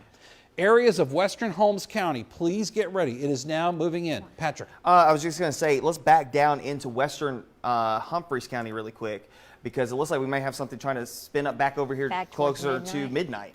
Let's go over to velocity. See right there? That wouldn't be a good situation. That's not a good situation, because it would be falling in the same path. Same path. You know, dueling tornadoes. Remember that, Dave? Yep. Unfortunately, there's still a tornado warning in effect, obviously, for Humphreys County. I'm watching that, though, and saying, okay, something's not right there. We may have a redevelopment of another tornado about 10 miles to the south and west of the current one that's about to head into Chula. So we're going to watch that. There's no indicator right now that says, okay, that's a tornado, but it does look like it is increasing in rotation back here. Let's go back over to traditional radar really quick. Just want to see what that looks like. And yeah, you see the hook, you see the inflow notch there. So that's approaching Highway 14 and Highway 149. This is the same area that we just talked about that just got wrecked by a tornado about 15, 20 minutes ago. And we have reports of significant damage around Silver City at 149 and 49 West. And we have search and rescue ongoing out there. So we need to get some heads up here for the folks who may be out and about trying to help others, because there might be another tornado trying to form back here on the back side of this thing, trying to lift off to the north. Now let's go back over here to the main one. Don't try to go out and look for it because it's definitely rain wrapped. But circulation right there. There's the town of Chula right here. Here's Highway 12. Once you head out on Highway 12 about 3 or 4 miles, you start heading up into the hills. You start getting up into the trees. But this is still all flat land. But if you're in Chula right now, let's go over to velocity. You see that where it's currently located at. It's near the river. Circulation maybe about a mile or two to the north, but you're getting strong winds no matter what. Near the Wyatt community as well, about 2 or 3 miles north of Chula. Safe place now, interior room, away from windows, lowest floor of your home. This is an extremely dangerous situation. And I think that as we get into Holmes County a little deeper, into more of a forested area, I think we're going to start to see that this thing is still churning and still on the ground and still causing damage right now. But again, based off of what we're seeing, we have this main one. The second one we're watching near midnight. You got to be in a safe place. I'd say if you're in midnight, there's technically still a tornado warning out for you guys. Go ahead and be in a safe place, midnight in Silver City, because this thing is heading in your direction. And if you know somebody who may not have power, you got to text them and let them know now that midnight Silver City, there's a circulation coming up for 149. Getting a lot of stories right now that are coming out of the rubble in parts of Sharkey County. A restaurant that's in Rolling Fork named Chuck's was heavily damaged tonight. There were a lot of people apparently eating there in the restaurant, maybe working there as well. Some of them wrote it out in the freezer, of all things. From what I understand, they're okay. They're just trapped. We're getting reports that a lot of people are trapped in Rolling Fork. We know this. But they survived. So that's the good news. The restaurant, they said, is heavily damaged. Again, some of the stories that we're getting from this are just unbelievable. And we're obviously, at least at this point, it's okay. We haven't heard too many reports of injuries, but again, the damage looks like it's pretty significant right now. This is Debris Tracker, and we are getting closer and closer to Highway 49. There's Chula, just to show you the streets of Chula here, the downtown area. You start getting farther north towards Wyatt, and this is where the storm is going to come very close, the cell right there, to Highway 49, right by where the Wyatt community resides. That is where the debris tracker is located right now. A lot of folks giving us these reports. I appreciate you so much for sharing them with us. We want you to be safe, and we are working to get additional folks on the phone and reports for you. Obviously, when we're reaching out to emergency officials, a lot of them are busy right now handling the situation at hand, so we can only grab them for a second or two. They may not be able to talk to us on the phone, and that's completely fine. We understand that, but we're still going to reach out and try to get information to you as much as possible. I do know there are a lot of folks right now on Facebook asking about family and friends in these areas, and we can't get you that information specifically because of the fact of what we're dealing with right now with this tornado moving on through. All right, so we zoom out a little bit. Debris tracker looks a little promising at this point. Again, it is approaching the Wyatt area. It's going to be north of downtown Chula. But this storm is, again, one to be reckoned with, and it's continuing to move northeastward towards the open areas of northern Holmes County here, just coming out of Grass Lake. In fact, right now it's moving right over Wyatt there. That's where the debris tracker is. And there's not much to the debris ball at this point, but that still looks like this. Look at this tornado. They won't line up exactly. All right, when you look at the map, you may say, well, wait a minute, the debris tracker's here, but the actual inflow and outflow is here. Remember, the storm is probably wiggling in the atmosphere here. It's not straight from bottom to top. It's probably, has leanings and whatever. So you're going to see differences, especially over altitude. You'll see differences as to where the storm is. We're a little bit higher up in the storm, and that thing is moving so quickly. Yeah. I mean, that's the thing. This thing is racing. I don't know, 60, maybe 65 miles per hour, but it just crossed Highway 49, and it is now moving further and further to the northeast towards the Adair area. Alcona, You're going to need to prepare for this, but this may miss you. If this keeps going on this path, we think it's probably going to be out of Holmes County in the next 20 minutes or so. And let's hope so, because this is a mess right now. And it looks like they updated the warning there. Instead of going with the tornado emergency, it's still a confirmed tornado, but with considerable damage possible. But they did take away the tornado emergency for that storm. But still, needless to say, it doesn't matter.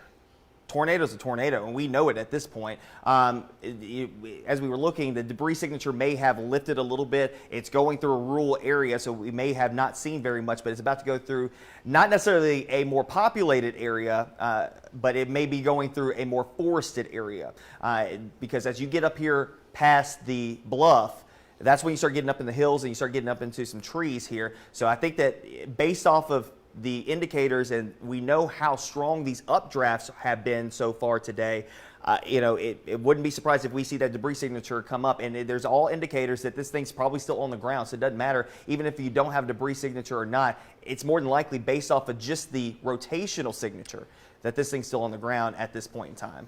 And just want to mention that report about Chucks. I want to give credit to Anna Sanchez for reporting that to us. That was back in Rolling Fork. Now here we are again in Silver City, potentially and another there's cell. the warning for this area, I don't know if it was expire or cancel, but it's no longer in effect. So we need to keep a close eye on maybe the secondary rotation that's trying to get going as we were watching.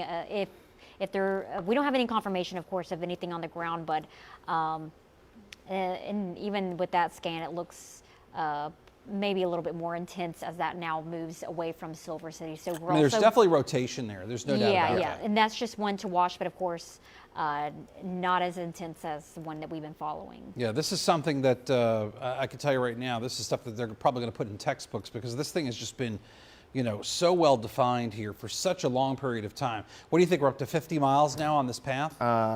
It's probably 50, 55 miles. Yeah. Yeah. This would rival that Easter set.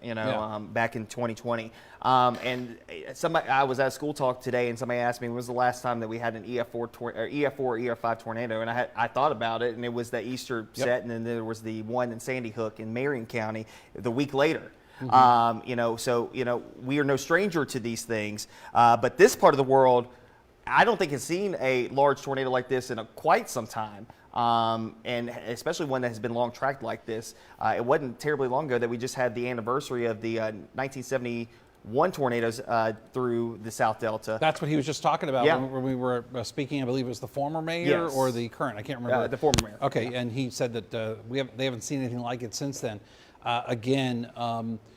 Just getting the initial damage reports out of Rolling Fork, Silver City, it's pretty bad. So we're waiting to get additional reports, checking things out. It's just awful on a Friday evening to have this happen. But again, after dark, which makes it that much more frightening for a lot of folks. We just hope that you're staying safe. A lot of folks are without power. And the other problem that we're dealing with too is cell phones. Cell phone towers could be heavily damaged in these areas too. So trying to deal with communications is not so easy.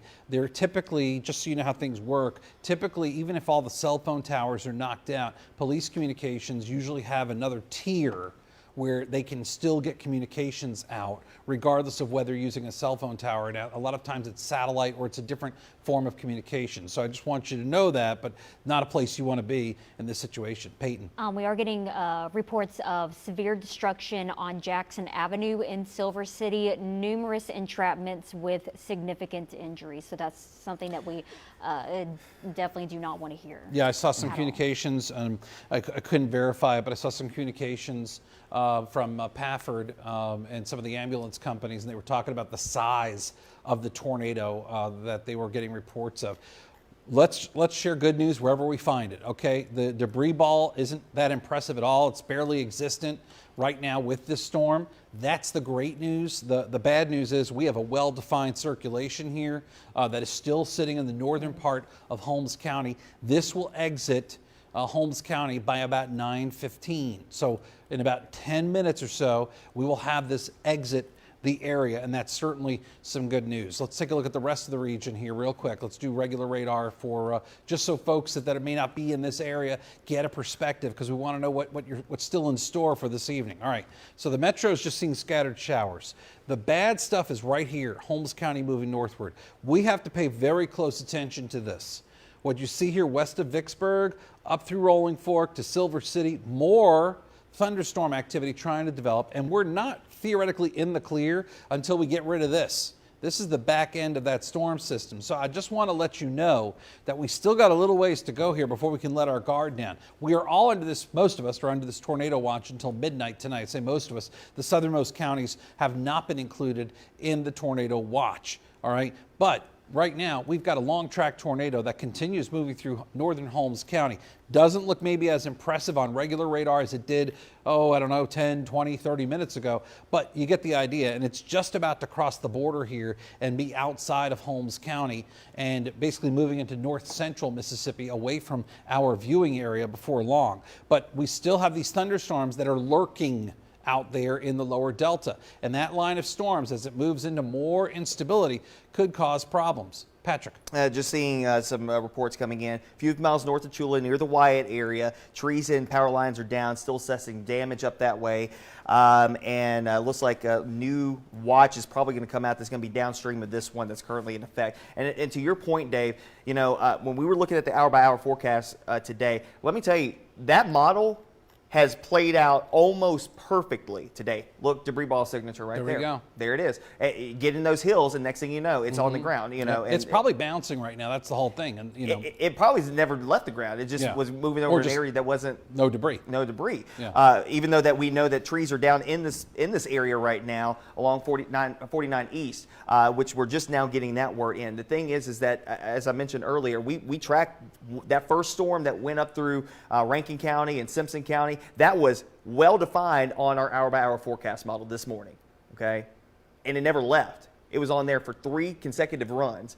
The same thing is happening right here. 8 o'clock in the evening, storms are flaring up over in northeastern Louisiana, going up through the South Delta, and the storms that Dave was just mentioning that are starting to flare up back over towards Vicksburg or north of Vicksburg, those could very well become supercellular. These storms are not overturning the atmosphere. This is a very odd situation. Sometimes we talk about the storms overturning the atmosphere. This is not happening today.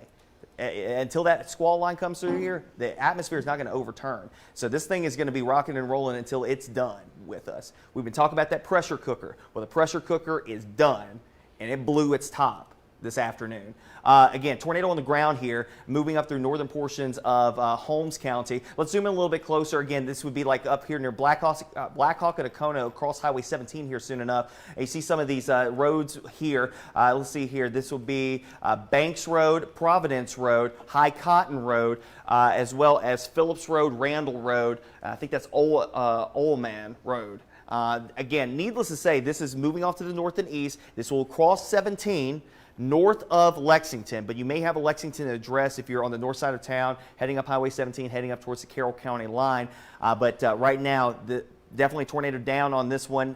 Probably never left the ground, to be honest with you, based off of what we've been seeing. That circulation definitely there and lifting off to the north. Let's go back over to the storm that's in Humphreys County, because while we've been tracking this one. And it's funny because, not funny, but they are noting that it's starting to wrap up. Yeah. And this one may be something that we have to pay attention to, especially around Chula. Yes. It looks like it's going to track almost paralleling this path. Sorry, I didn't mean to cut you off. Yeah, I mean, it's the same thing. So Chula, I would say just go ahead and be in a safe place. We're out in this rural area that we were talking about. This is a wildlife management area right here, but that thing is wrapping up quick, and it is maybe smaller in stature than what you just saw moving through here about 20 minutes ago. But that thing right there is definitely going up, and looks like they just issued. Did they issue a new tornado warning on that? They are just continuing. Continue this one. Yes. Okay, but this is about to move into that tornado warning anyways, and based off what we're seeing, it's about to roll over the exact same area. It is paralleling that tornado. It is eerily reminiscent of what we had back in Easter of 2020 when we had two EF4 tornadoes 8 miles apart from each other at the same time. Yeah. Basically in the same vein. I remember thinking to myself, is this real? It was real, but it didn't feel real. It didn't. Not when that you see day. something like that, and that was the first time in my 30 years of doing TV that I ever saw anything like that. You know, watching this second cell starting to develop here, let's pay attention to it very closely, see what it's going to do. It's right now near the Grass Lake area, which again, similar track to the storm before it. This looks a lot smaller than the first storm, but this just goes to show. And I think I said this tonight earlier, if you caught it. I said after 7 p.m., this will be a different storm system. We're going to know what we're dealing with after 7 p.m.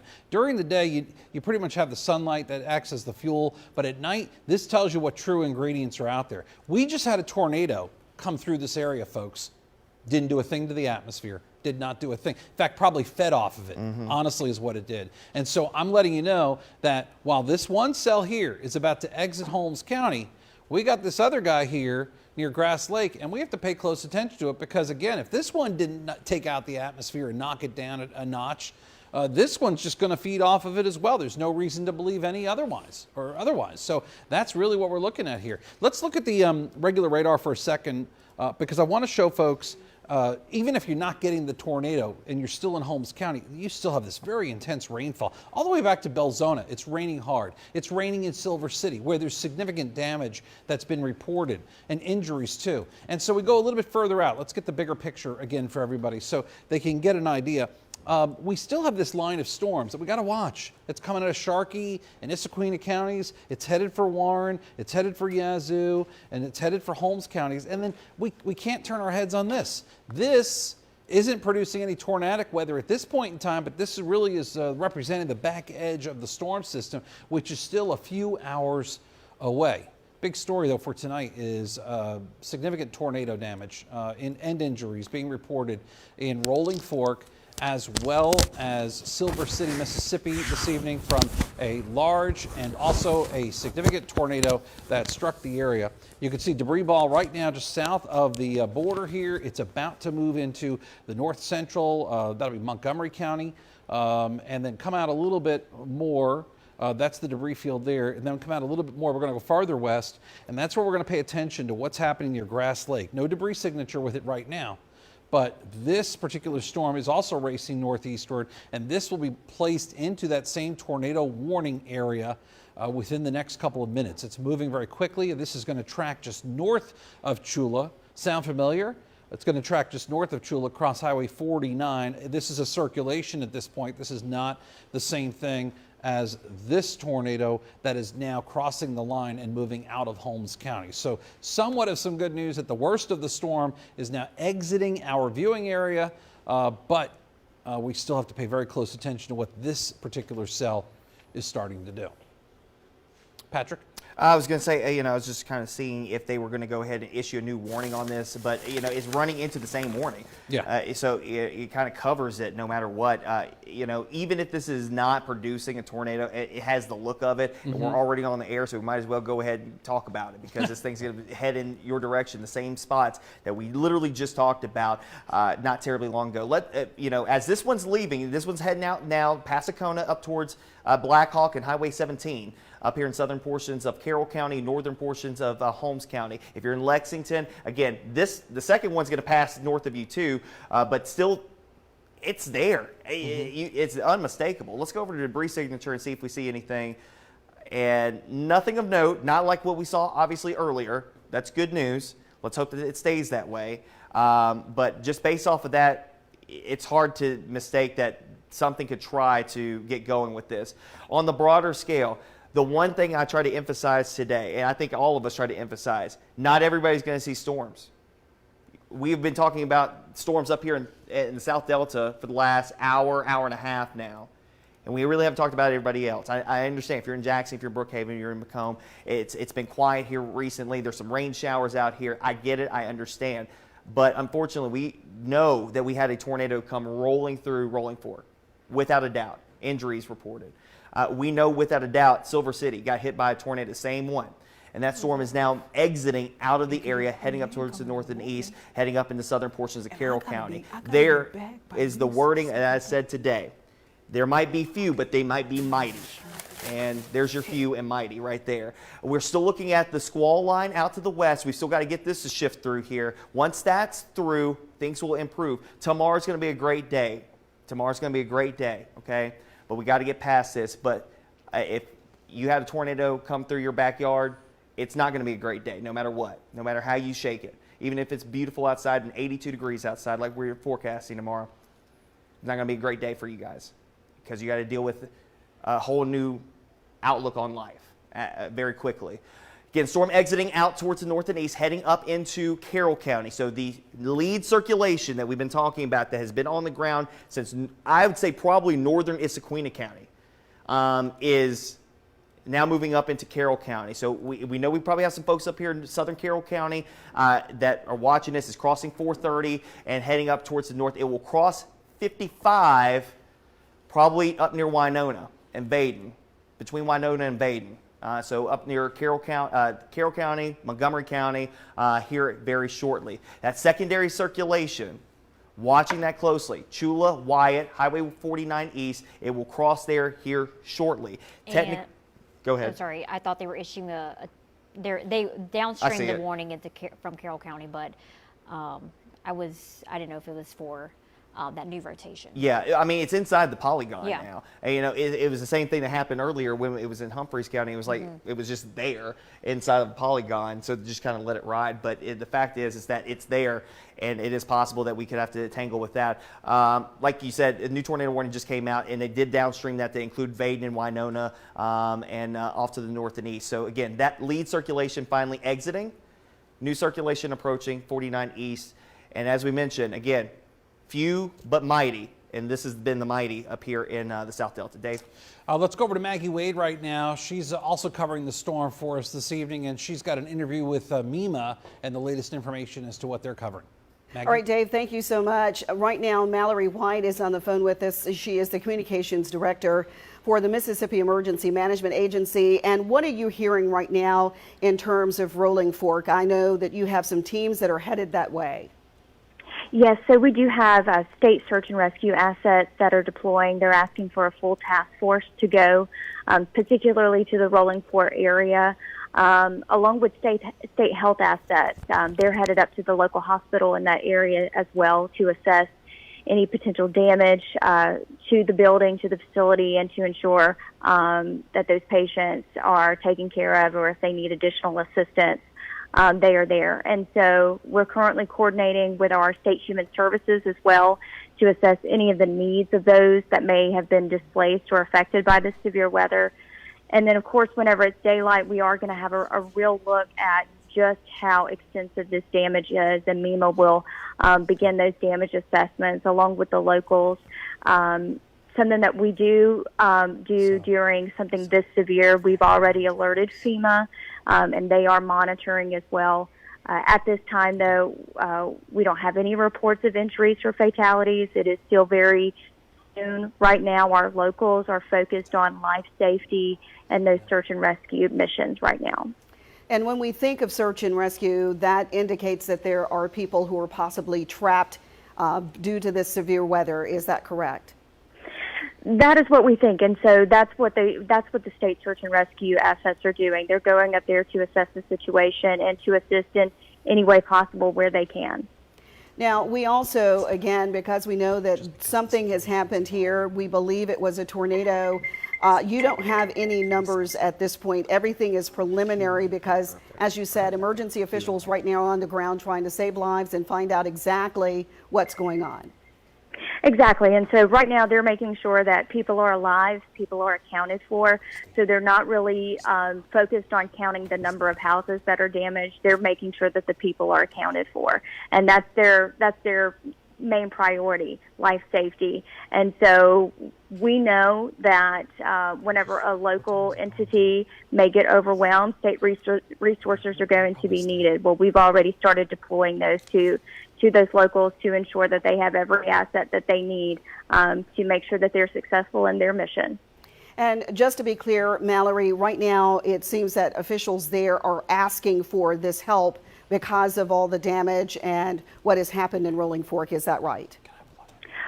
So we have had a few issues with getting in contact with some of the locals on the ground. So our ESF9, our search and rescue assets, they went ahead and deployed up there just to be forward and just to be proactive. So they went ahead to that area to start assisting. Can you tell us how many teams are headed there? How many people are involved in the search and rescue? At this time, I don't have an exact personnel count. I'll work to get that information and follow up with you. But they are asking for a full task force to go up there. So that's going to be a number of folks to assist in this mission. And we know that this severe weather is not over, so we know that MEMA is still on call, still working around the clock to keep Mississippians safe. Look, we are here 365, 24/7. Life safety is our number one priority. We cannot thank the locals enough, though, for the job that they do. They are the boots on the ground. Those are the first responders, and we are just here to assist them whenever we are needed. And that's what we're doing. We're here. We're ready. And if they need more assistance, we've got it coming their way. All right, thank you so much. We've been talking with Mallory White. She's the communications director for MEMA. And let's go back to our First Alert Weather Team and Chief Meteorologist Dave Roberts. Thank you so much, Maggie. Again, very much a team effort going on here behind the scenes and in front of the scenes here at WLBT and Fox 40 tonight. The main tornado that we originally were warning on has now moved northward, but we're still looking at this circulation here. Less prominent, less impressive on the radar. And I want to just throw it to Peyton Garrison, meteorologist Peyton Garrison here for a second. Why don't you tell us what's behind that? Because that tornado warning continues at least for a little while longer for the initial storm that came through. Yeah, for that initial storm, which is now technically out of our local viewing area now in Carroll County, and now is more of a concern for those in Winona. We're still watching this other area of rotation, which is now north of Wyatt. Does not look nearly as impressive as the previous one that we've been tracking for quite some time. But again, it's still included and is tracking through that same tornado warning polygon, and that goes until 9:30. So this polygon right here in Holmes County will expire at 9:30, but of course that area of rotation will still exist. So the National Weather Service is monitoring it along with us. Of course, it doesn't look to be as imminent as a threat as the other one, but still one to watch. If you're still included within this polygon in northern Holmes County, I would still just be in that tornado safe place just in case. And I was just going to say, just reading some of the posts, for coming in on Facebook and Twitter of what's happened down in Rolling Fork, our hearts are out to them, because it seems like this was a very significant damage hit. Getting reports that the hospital was damaged, and they're having to transport people down to Vicksburg. Mm-hmm. That's an issue in of itself. If there's major injuries, we're seeing a lot of folks getting transported to hospitals that aren't, the storm spotters, right? Yeah. Didn't you see that, Peyton? The storm chasers themselves are the ones transporting injured people to hospitals, not actual first responders. And that's hard, because the Issaquah and Sharkey counties are extremely rural counties, and there has been they have a combined hospital. The two counties have a combined hospital, and if you take one out, the closest ones you have to go to are either Belzona or you got to go down south to Vicksburg, and that's where they're taking people. That's 60 miles. Right, I was going to say we're 50, 60 miles away from miles. Vicksburg at this point. And I'm seeing this on social media, that this is per Rolling Fork, Mississippi police officer, that there's major tornado damage. We need as many ambulances as possible and any help for search and rescue in this town. Well, it sounds like MEMA is responding. Yes. They've heard the call, and it sounds to me like they are responding there. It's kind of heartbreaking. You go on. I was on Facebook watching a lot of viewer comments. I'm not seeing a lot coming from there because the power's out, and a lot of folks are injured. But I am seeing a lot of folks worried about their family in places like Rolling Fork, in Silver City, and we're going to have a lot of stories. Something tells me coming out of this about how folks made it through the tornado. The only thing I can tell you is hopefully the warning.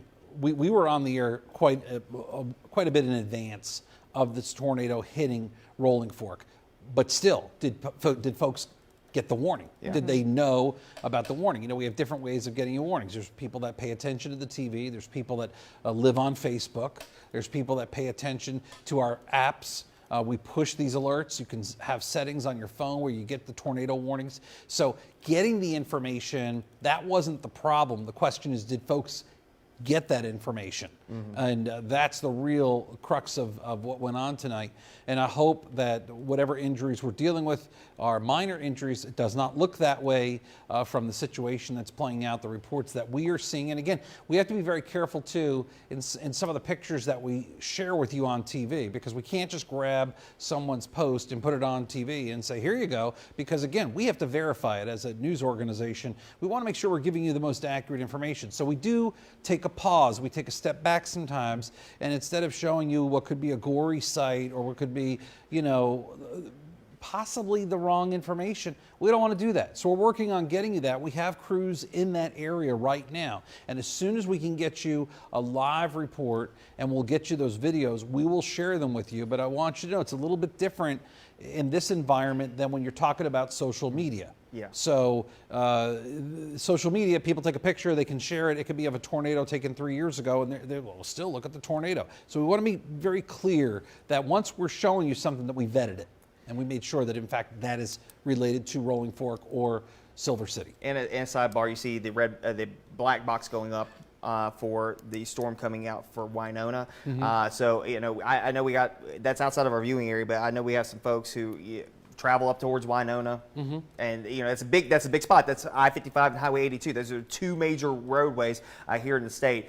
Tornado emergency now out for that storm there. It's going dead on to Winona. So, you know, if you know anybody in the Winona area, you need to give them the heads up. We still have that tornado warned storm. Technically, it's not for that storm. It's actually for this one that's about to come out of that polygon and move into the new one that is now tornado emergency for the city of Winona. But we still have a bit of circulation here. That's why we're staying on with you at this point, because we're looking at that. It looks a little out of phase, but there's still some strong winds associated with it at any rate. And it just moved over the same area that just got affected by this storm, which is a massive monster, which is about to cross I-55 here very shortly at Highway 82. If you know anybody that was traveling to Memphis or heading down from Memphis or even Grenada or Winona, tell them they got to stop.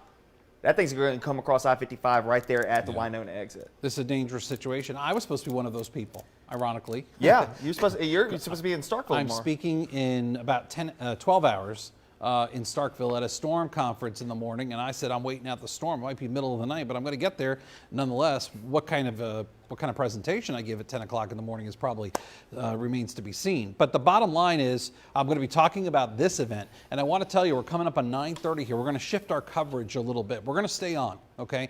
There's too many folks right now that need to know what's going on, not just from the weather standpoint, but from the news standpoint as well. All right, so we're going to continue to stay on TV, even if the warning goes away here for Holmes County, and it's really important. One of the things we're going to accomplish here is we're going to bring you more news reports from Rolling Fork and Silver City. That's number one. Number two, we're going to continue to provide weather coverage for those places, because there may be folks that have access to us on their phone, and it may be the only information they can get, and they may be involved in recovery operations or what have you. We want to make sure that those folks get the TLC that they need right now as far as information is concerned. And then we're going to shift our focus a little bit in weather and show you what's going on for the rest of the year. I know I've neglected the metro, and I know I've neglected other places. It's only because there hasn't been significant weather impacting you at this point. And that's good. Yeah, it's great. We're going to peel back a little bit, though, on this. And so we're going to give you a little bit more enhanced coverage of the storm system. So right now, I want to show you a radar. Let's go to regional radar here and just show you exactly what the setup is across our area right now. So this is the metro. We have a line of showers and storms, unimpressive, moving across Metro Jackson right now. It's just some moderate rain and some pretty gusty wind, and that's about it. The tornado warning that was out for Holmes County is now gone. It expired at 9:30. We do not have any tornado warnings in effect technically in the WLBT or Fox 40 viewing area. We do have two lines of storms that we are watching. This one here from western Holmes going through southern Humphreys County and then into southern Issaquah County. We're going to watch it. We have to watch it because this is still in that ripe environment for development. As this line progresses east and southeast, the tendency should be for it to weaken. All right? The tendency should be for it to weaken, but we can't count it out just yet, because until we get the back end of this storm system through, we're still going to be dealing with very unstable weather across our area. So again, that is the situation right now. If you're in Belzoni, you still have another line of showers to come through. If you're in Rolling Fork, you have another line of showers. And right now in Silver City, it's raining quite hard, but the weather will be improving gradually. But you still have probably two lines of showers and storms that are going to push through the area. What does this mean for Metro Jackson? There still is a significant storm threat, but as you could tell, the worst of the weather, as we've been saying all along, was going to be more to the north and west, and that has played out right now. So I see no reason to kind of diverge from that thinking, and I'm going to bring meteorologist Peyton Garrison into the mix right now and have her kind of contribute. What do you think? I mean, as these storms progress during the course of this evening, do you think that we're going to see bigger problems in the Metro Jackson area? Probably this is kind of what we're dealing with. In my opinion, I think we have probably seen the most significant storms that we would probably see for the night. Again, we have this tornado watch until midnight, so I still would not rule out another strong or severe storm, especially along the I-20 corridor northward. That's really where we have honed in our focus over the past couple of days when we have been talking about this severe risk. So I would not let your guard down just because we saw that pretty bad violent tornado already move out of our area. We're still not out of the woods 100%. I don't know what y'all's take is. I agree with you completely on that. I don't want to throw Patrick into it because I don't think he heard the question. He stepped out for a second, but I will ask you the same question in a moment, Patrick. But I want to bring folks up to speed. It's just after 9:30 now on WLBT and Fox 40. And we have been covering a significant tornado, a long-track tornado that struck Rolling Fork, Mississippi earlier this evening, continued on through Silver City, did quite a bit of damage in both communities. There are injuries reported. There is significant structural damage.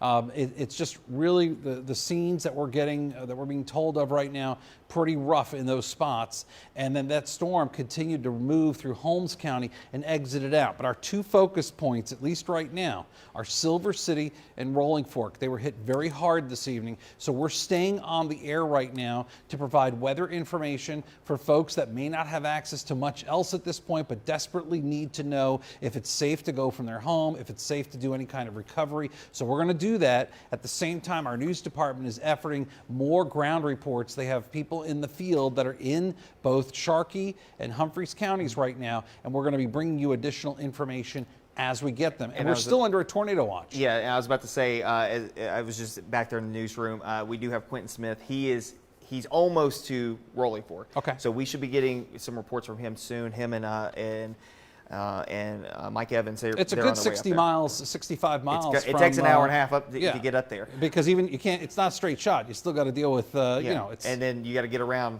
tornado damage. Yeah. So that's what we're working on. But we just talked to Quentin. He is about 4 minutes out. So there's a cell phone signal at least somewhere around there. Okay. So that's good news. So we should be able to get a report out, but to let you see what has happened. But I mean, based off of what we're seeing right now, I mean, and what we have seen, friends, this has been a significant storm. At least 60 miles on the ground. Yeah. At least just through our area. It's not including what's it's going on. It's still going, yeah. It's still going. It's still going off to the races there in north central Mississippi. Yeah, so I mean, this thing's been on the ground now probably 70 miles, and you're going through the city of Winona as we speak. Tornado emergency up there. Like we said earlier, few but mighty. There's your few, and it was mighty. No matter how you shake it. That storm is going to continue northward. It looks like more so for Webster County.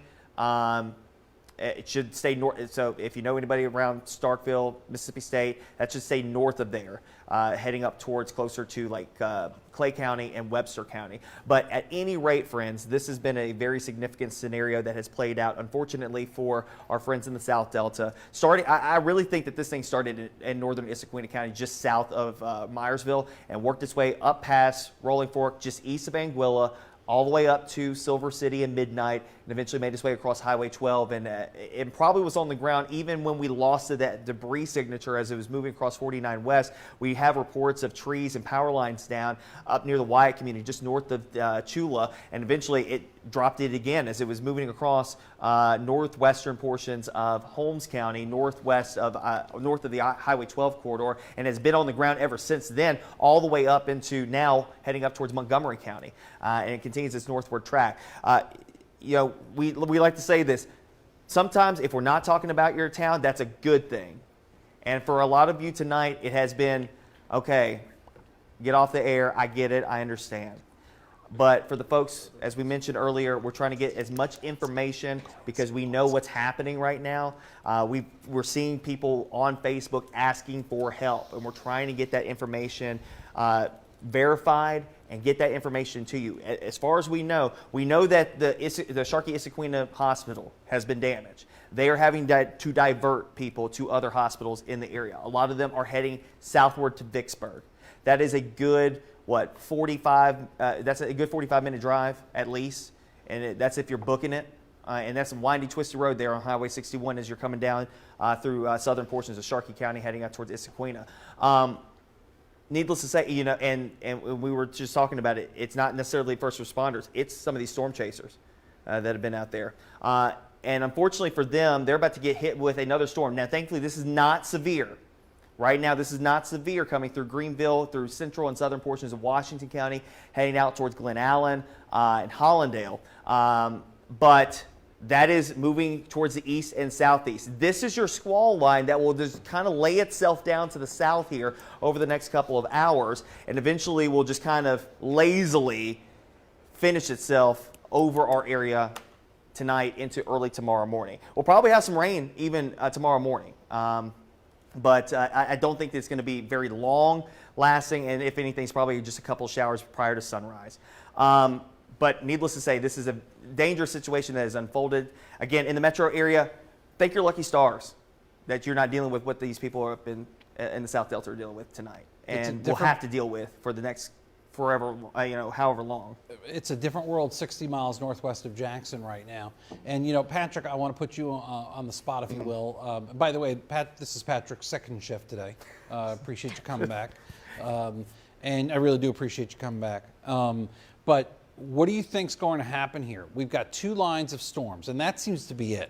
That's it to the storm system. So two lines of storms. As we start getting further to the southeast towards Jackson, do you think we're going to see a little bit of a weakening trend? Because certainly the forecast models have hinted at that, which they've done more than hint at this weather event the past few days. They've really nailed it from the standpoint of where the storms were going to be initially before sunset and where they are now after sunset. So I'm just curious, give me your perspective on what you see happening as it gets closer to the metro area over the next couple of hours.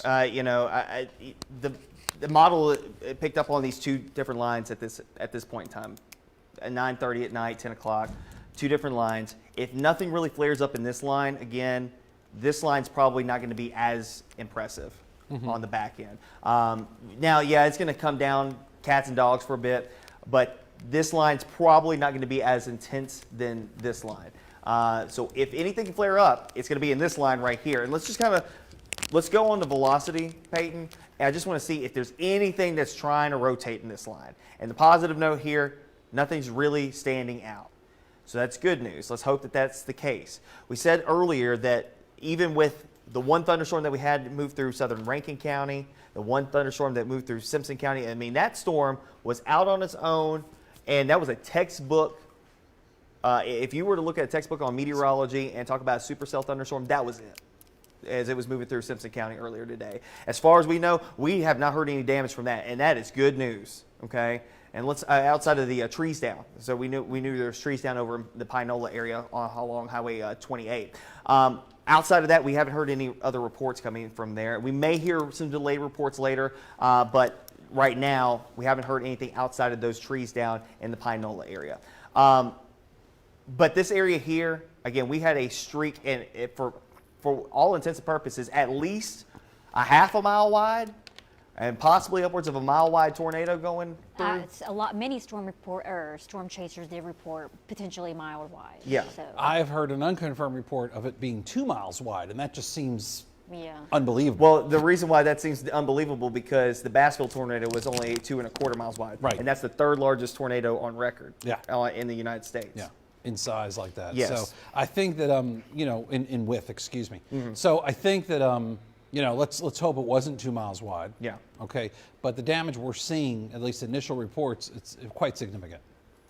So. And that's the unfortunate thing. And you know, being that it is in such a rural area, it's going to take us a little time to get information. We were lucky to be able to get the information that we got as early as we did. Because usually when we have events like this, even if it's just a severe thunderstorm warning or something like that, and we have a tree that gets blown down along 61, it may take a while before we get that information. It may take a couple hours, just because it just takes time for people to go out and assess the damage and then get it back. It was almost immediate. By the time that storm rolled through there, it was in Anguilla, and we had already had the first report. And that's rare. That is rare. But usually when something significant happens, that's what happens. People get mobilized and they start working. And so that's what's happening right now. We have not had any reports yet of fatalities, No. and I'm hoping that maintains. But this was a very bad tornado in the sense that we don't think this was an EF0 or an EF1. No. We believe this was a stronger, a more significant tornado. How can we say that? Well, obviously it'll take a survey crew to go out there and really see it. But when you look at all of the variables that we were looking at, all of the things that kind of come together in our decision making for the kind of storm, again, I've been doing this 30 years. This technology hasn't been around for that entire time. But I'm telling you, this is something we just don't see very often at all. So for instance, from the Brandon radar site, it's 68 miles. At Rolling Fork, we're looking at about 4,000 feet up. Okay, at the baseline. Baseline is 4,000 feet. Almost a mile in the sky. Yes. Almost. So we're not looking at the extreme lowest level. What we saw was looking at a mile high in the sky, and that storm was putting debris up 22,000 feet into the sky. 22,000 feet. Think about where an airplane flies. Airplane flies at about 35,000 feet. Okay, so as a airplane could have been flying into the Jackson Medgar Wiley Evers International Airport on descent, coming down into the airport, could very well have been hit by a tornado. That's not what happened. They wouldn't fly through that. They would not have flown through that. But the point is, But that's the altitude that you're going to see aircraft at. You know, and 22 miles up, let me do the quick math here. That is about 70 degrees colder than the surface of the ground. So if the temperature was about 70 degrees at the time the tornado was hitting Rolling Fork, it would be about 0 degrees at that altitude, okay, that we're seeing debris in the sky, 0 degrees Fahrenheit. Why am I bringing that up? Because there was also hail as a part of this storm too, and you're going to need those super cold temperatures to produce hail. And at that point, the storm was producing large hail. At that point, it was. And that's the thing. You have to have a strong updraft. Thunderstorms are nothing but updrafts and downdrafts. Right. Downdrafts are going to be what you see here, rain. Okay, that's the downdraft. The updraft is what's feeding the storm, what's feeding in it. You probably heard us talk about the inflow notch. That is the updraft into that thunderstorm. When you have a strong updraft, like we saw with that storm, pushing debris, whether it be trees or or limbs or pieces of cars, pieces of houses, up 22,000 feet into the sky. Okay, that is a strong tornado. And just based off, just doing some rough math here, that's EF2 or EF3 at least. Yeah. That's a strong to intense tornado that likely moved through that area. To have that kind of updraft, again, and we talk about this, we talk about these updrafts when you're talking about storms like this.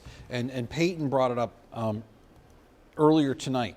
And she said the inflow is getting kind of impeded a little bit. I forget the exact terminology used. Contaminated, maybe. Contaminated, that's the term used, sorry, thank you. Contaminated. And that's a key thing too. This did not seem to have any contamination. I mean, the one that we were talking about in Simpson County did, all right? That's why it probably never achieved its full potential. But this one, when it came across the river in Issaquah County and then moved into Sharkey County, it blew up exactly. I mean, it had the perfect amount of inflow. There was nothing blocking it. There was nothing contaminating it or kind of impeding it, blocking that inflow. It literally it was completely open to the atmosphere. And just that energy, boom, combined with an inflow went all the way up to the races. And that's why you saw a storm that took debris 4 miles into the sky. Think about that, 4 miles up into the sky. I mean, that's just incredible to think about. And it takes a certain amount of power, a certain amount of strength for that to happen. We don't see that, fortunately, that often around here. But I'm not going to lie, in the last few years, I think we've seen it more than we could have ever expected. But it's not something that we would see over the duration of 10 years often. That would not be something we would see. That's what we were saying. It's like, I don't think that this area has seen a tornado like this Since maybe the 70s? Well, this area specifically. Yeah. I'm thinking like South Delta in general. I'm thinking like Yazoo City 2010. Yeah, right. You know, to be a little bit closer. We were talking to Mallory White from MEMA a little bit ago. As of right now, the state response is this. Search and rescue assets are deploying to Sharkey and Humphreys counties. Okay. Health assets are assessing the local hospital in Sharkey County. From what we have heard, there has been some damage. We don't know what kind of damage, but damage to the hospital. Okay. They're diverting people to different hospitals, and so that's what we're seeing. Not saying that it was destroyed or anything, but there's obviously some type of damage to the hospital. It could be minor. We don't know. Just damage. Human Services assessing the needs of those being affected. And as Dave mentioned, 1,600 people about in 1,700 and change have a 1,700 and change have a Rolling Fork address. And so they will be up there in the morning doing damage assessments. So I would assume that National Weather Service will also be up there as well. We have Quentin Smith. He is in Rolling Fork. As far as we know, he's probably trying to scour and trying to figure out what's going on because it's a mess up there. Yeah. And if you've never been to Rolling Fork, I mean, like there's not many roads there. In Rolling Fork, but Cute little town, though. It is a cute little town, But the thing is that now, unfortunately, that cute town has had a large tornado come through it, and for some people who have been there for maybe a long period of time, if you've been in the South Delta all your life, this might be reminiscent of those tornadoes back in the 70s. 1971 is what we were talking about earlier. Right now, I want to tell you, if you're in Sharkey, Issaquena, or Humphreys counties, you have a little time. You're right now in a lull in activity. There is another line of showers that's going to come through. It's going to be windy, and we're hoping that this does not try to become tornadic, but it's out there nonetheless, coming out of the lower Delta right now. The good news is we're not seeing any additional tornado warnings coming toward our area. So right now, the worst of the weather seems to be from that storm. That storm did the trick there that came through the lower Delta and is now continuing to move north by Winona and getting farther into the northern part of Mississippi. But Yazoo City, it is raining pretty hard right now by you. We are going to watch these storms. We're not letting our guard down at all. We've got 2 lines of storms that have to work their way through areas along and north of Interstate 20 before we can call it quits.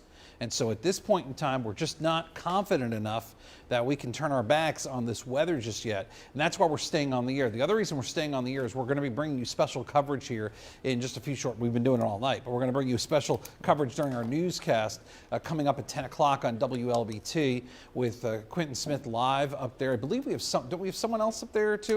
Mike Evans is with him. Okay. So we have a crew up there that's going to be bringing you the information.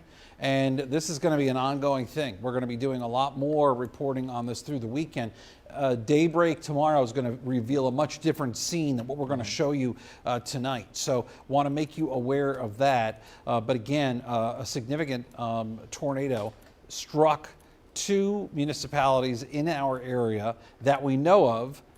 And the damage is extensive. There are several injuries, and we are going to be bringing you additional information. And these folks are going to need a lot of help over the coming days. Want to thank also Patrice Clark. She's been contributing a lot of behind-the-scenes reports to us tonight, working her contacts in this area, especially right along Highway 61.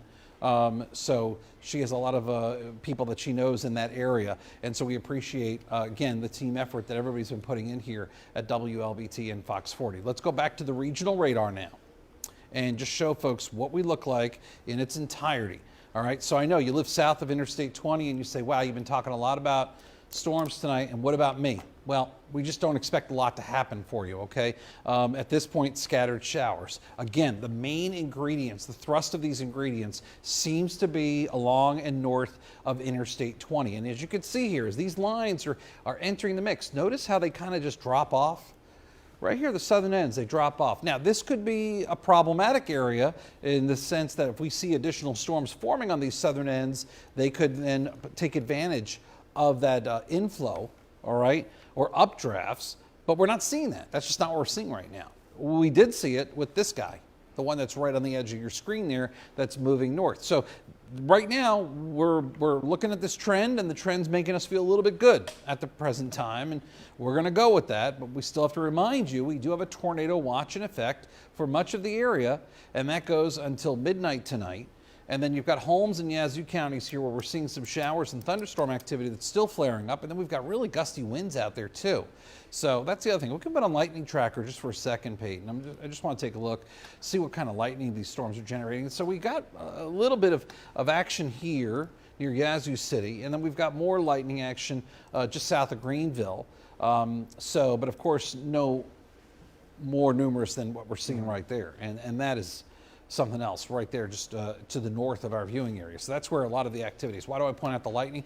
Again, we have a lot of frequent lightning activity. You tend to have tornadic activity as well. They go hand in hand, and so that's what we're seeing right now. So we're watching all this for you very closely, and we want you to be well protected, and we want you to also have the latest coverage and literally get the information second by second as we're delivering it to you. And just to kind of bounce off of what you were just saying, Winona probably got hit as well. Yeah. And probably a direct hit as well with the storm that just rolled through there. From what we saw, that debris signature from the Columbus Air Force Base radar, which looks at about 7,000 feet from that radar down to Winona, probably 22,000 feet on that as well. So this storm probably cycled a couple of times, weakened a little bit from time to time, but in all intents and purposes, it probably has been on the ground this entire time and just ripped right through from probably northern Issaquena, Sharkey, Humphreys, Holmes, Carroll, Montgomery counties. Now moving up towards Webster County, see a new tornado warning coming out a little further north as you head up into, I guess that would be Chickasaw County and heading up towards Monroe County. And, this is things going to go all through the state, it seems like. It's going to go clear across the state. It's going to miss Starkville, which is good. Yeah. Because just the college population there and all the people that are there. It's going to miss the Columbus area, and that's the good news. But again, and we have tornado warnings right now for Tupelo from an unrelated storm, a farther north storm. So I mean, this is an extensive outbreak that's going on here in the northern part of our state. But Starkville's going to miss this. So I just want to give folks an idea. If you're worried about, maybe you have a child, a student, or a student who's over here in Starkville, you may be concerned. Oxford is on the backside of this system at this point, so we're not worried about tornadic weather in Oxford either, but not the case Tupelo and not the case in Amory. We are still looking at the potential there for tornadic storms to be moving in from southwest to northeast. So northeast Mississippi is still going to have a rough night. And in fact, it's probably just getting started in some cases. And I hate saying it like that, but I'm just being honest here about what we're looking at with these storms. Northeast Mississippi will be the last to get cleared of this storm system that we are currently monitoring for you. But this storm that we were still talking about, yeah, I just saw the reports coming in from Winona, trees down, power lines down, but we don't know.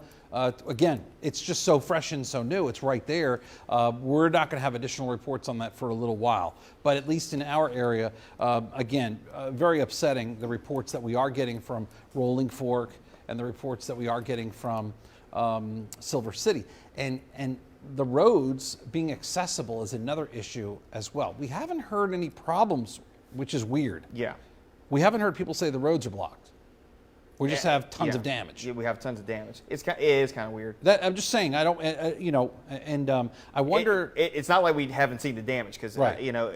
As Dave said earlier, we have to vet these things. We can't just pop things up on television and hope that it's okay, and then come back an hour later and tell you, "Oops, we showed you something from 7 years ago in Tasmania." Yeah, but from reliable sources, we do know that there has been damage associated with this storm that made its way through Sharkey County, and also, add in Humphreys County, add in Holmes County. Thankfully, some of the other population centers, major population centers, were spared. Chula, Belzona, Lexington. Yeah. mostly spared, I'd say, for Chula, because if you live on the north side of Chula, that's a different story. You guys probably were hit by a tornado this evening. Belzona, as the proper city proper, yes, you're fine. But you go south down there past the curve, past the airport, and head down into Silver City. Yeah, you're I just had Peyton Different pull story. this up. I wanted her Yeah. to take a look at the roads. And obviously, a Rolling Fork is a mess. Right, and you can see, and that could be from a couple things. It may be because the roads are blocked, or it could be because cars are just on the roads, and they may be sitting in traffic. But this is right now, we're looking at Rolling Fork, and when you see red here, that's stop and go traffic. At least it's not closed, but it's stop and go traffic. So especially it looks like from downtown and north of town, this is where we have quite a bit of problems. Also, I'm looking here, this would make sense if the storm came in from the southwest. All right, take a look here. You've got this is stop and go, and then you work your way to the north part of town. Let's zoom out just a little bit on this. And, you know, we're coming out a little bit. It just shows you, I don't think we have any traffic monitoring by Silver City maybe, but this area right here, Rolling Fork, is the place that we can watch. And that's where we seem to have some problems. There's Silver City. Okay, I'm sorry, I misspoke. But right there, again, using our traffic data to show you guys basically where the damage path is.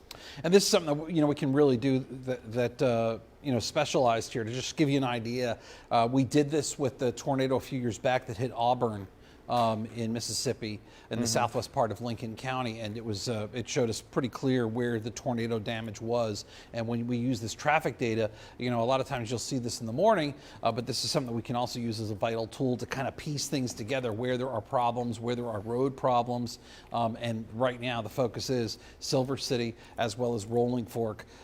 Roads are going to be very tough to get back and forth on right now, and it could be because there's emergency vehicles responding, could be because there's down power lines, could be because there's trees down, but we are seeing movement on these roads, and that's what's important to note. We're not seeing the purple, we're seeing the red, which is stop and go, which means there is traffic moving, and even beyond that, it's slow going elsewhere. So things are in motion here in Silver City and in Rolling Fork, but again, based on the traffic data we're looking at, it looks like these roads have been impeded, and it's most likely because of the situation that is ongoing. The only good news to report, back to radar, the only good news to report on that is that the severe threat, at least for the time being, for the next few minutes, they don't have one in those particular two places.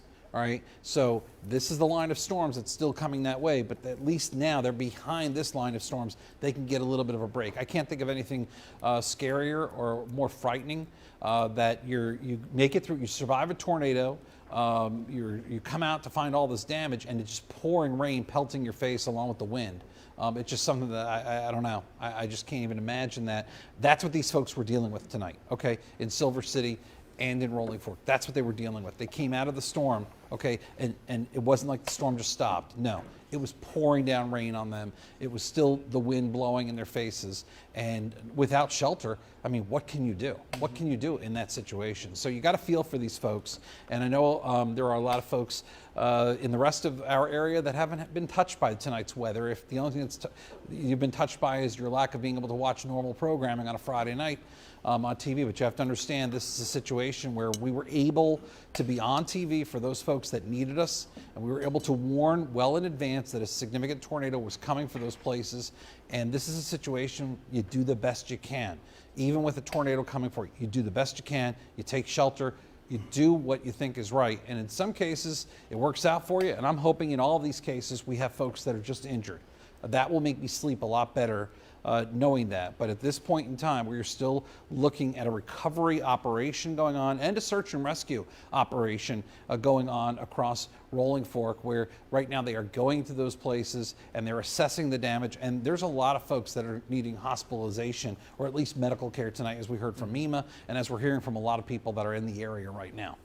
Yeah, and you know that's the thing is that we're working on getting more information for you guys. Like we said, we've got Quentin Smith up there. We'll probably be checking in with him during this half hour as we approach the 10 o'clock hour of the newscast on WLBT, and of course we're with you still on WDBD Fox 40 here at 10 o'clock on a Friday night. The thing is that you know this is unfortunately a bad situation that has unfolded. This morning, I was at Central Hines Academy. I had a conversation with these kids, fourth graders, and I said, you know, the one thing that I can say to folks out there today is that we're all family. Everybody's family. and I love my family. We love our family. Yeah. That's why we're here. We're trying to help you guys, and we're trying to get that information out there for the folks who are struggling to get the information out. Cell phones may be struggling up here in this area. If you know somebody, also the thing is, don't try to call, text, and actually don't iMessage, text. Use the green bubbles to get that information out there, because It'll take up bandwidth unnecessarily. It takes up bandwidth. That's the thing. That's one thing we need to emphasize, is that if you're trying to get in touch with people up here in Humphreys County, Sharkey County, Holmes County, Issaquena County even, text them. Don't get on Facebook. Don't get on Snapchat. None of that. Text them. Even phone calls can jam up the phone lines, but make sure you're texting them with the green bubbles. I know that may be annoying, but green bubbles, because that's SMS. That's a smaller bandwidth that's being used, and it will be able to send a lot quicker, and hopefully you can get some communication going if you cannot get them via phone in that situation. Hopefully, we can get some more information as we kind of roll on here this evening. I know Maggie and Howard are joining us. I'm as just well. waiting to get the approval to throw to our newscast. I haven't gotten it yet, so we're going to continue with our coverage here. You're watching WLBT Jackson and WDBD Jackson as we continue to provide you with severe weather coverage. Basically going on through the evening tonight. We have been reporting on a tornado that struck Rolling Fork and then continued to move on to Silver City, and caused quite a bit of damage in both places, quite a bit of injuries too, from what we can tell at this point in time. You're looking at regional radar right now. Showers and storms continue to develop across Yazoo City into Holmes County. Showers and storms are just about to enter the northern sections of Issaquena County and move into Washington County as well. The rest of the area, not so much. We're just seeing scattered showers and thunderstorms out there. We do have a tornado watch in effect. This goes until midnight, another 2 hours just about, covers most of the area here shaded in yellow. There are several counties that are not included in this tornado watch right now. Those would be Wilkinson, Amite, Pike, Walthall, and Jefferson Davis counties. We've been given the indication that that's not going to happen for those counties anyway, but the rest of the area still covered by this tornado watch. What I have seen is the back end of the tornado watch has been peeled back just a little bit, and that's certainly some good news. So over the next couple of hours, the storm threat will be lowering. All right, the storm threat will be lowering, especially for areas south of Interstate 20, but north of Interstate 20, we're still going to have to keep our eyes peeled, so to speak, here to watch these storms, to make sure they don't try to develop any further out there and cause any additional problems. But the storm that went through earlier that we tracked all the way across the lower delta from Issaquena into Sharkey, Humphreys, and then Holmes counties, that storm appears to be a long track, significant tornado with great intensity, and again injured quite a few people in the Silver City and the Rolling Fork area, and created quite a bit of damage in those places as well. And we have Quentin Smith up there. He's going to be bringing us some reports here before long, and we'll continue to supply you with additional information. Meteorologist Peyton Garrison joins me now. You've been watching the storms throughout the evening, and what are you seeing right now? Well, fortunately, the strongest and most significant of storms have already moved out of our area. But again, we have to get through this back line before our risk for severe weather across all central Mississippi diminishes. But fortunately, these storms are behaving. We're just seeing some pockets of heavy downpours across parts of Yazoo and Holmes counties, and even seeing some other showers and possible thunderstorms that's going to be moving into our South Delta counties. But again, we don't have any active warnings in our area. As Dave mentioned a short time ago, we still have that tornado watch until midnight. So give us just a couple of hours before we completely end the severe risk for all of our area. So okay, it looks like we will be getting our newscast started here momentarily. Okay. Going to Howard. All right, we're waiting for the blessing, so to speak, and we're going to do that right now. We're going to be here continuing to monitor the latest information for you throughout this evening. We're not done just yet, and again, with that tornado watch in effect, we're here watching the weather for you very closely. Our Howard Ballou from WLBT has the very latest additional news going on with tonight's storm system. Yeah, thanks a lot. Now, this is happening right now. We have a gentleman named Randy Taylor on the phone. He's from Humphreys County. He's been called in as an emergency to handle the dispatch in Rolling Fork and Silver City. It's really bad up there. Mr. Taylor, I know you're really busy, so thanks for joining us to tell us what's happening. Give us an update on the conditions in Rolling Fork right now. Okay, well, actually, just for a quick correction, it's not Rolling Fork at this time. Okay. It's actually Silver City. Silver Spring, okay. I Yes, mean Silver City. Silver City, Silver okay. City in Humphreys County. And we are in desperate need of assistance with search and rescue. We're having buildings, family homes, people are trapped. We're having people running out of oxygen because they have no more oxygen. We've had people doing CPR. It's extremely dark, so we're really reaching out to all the local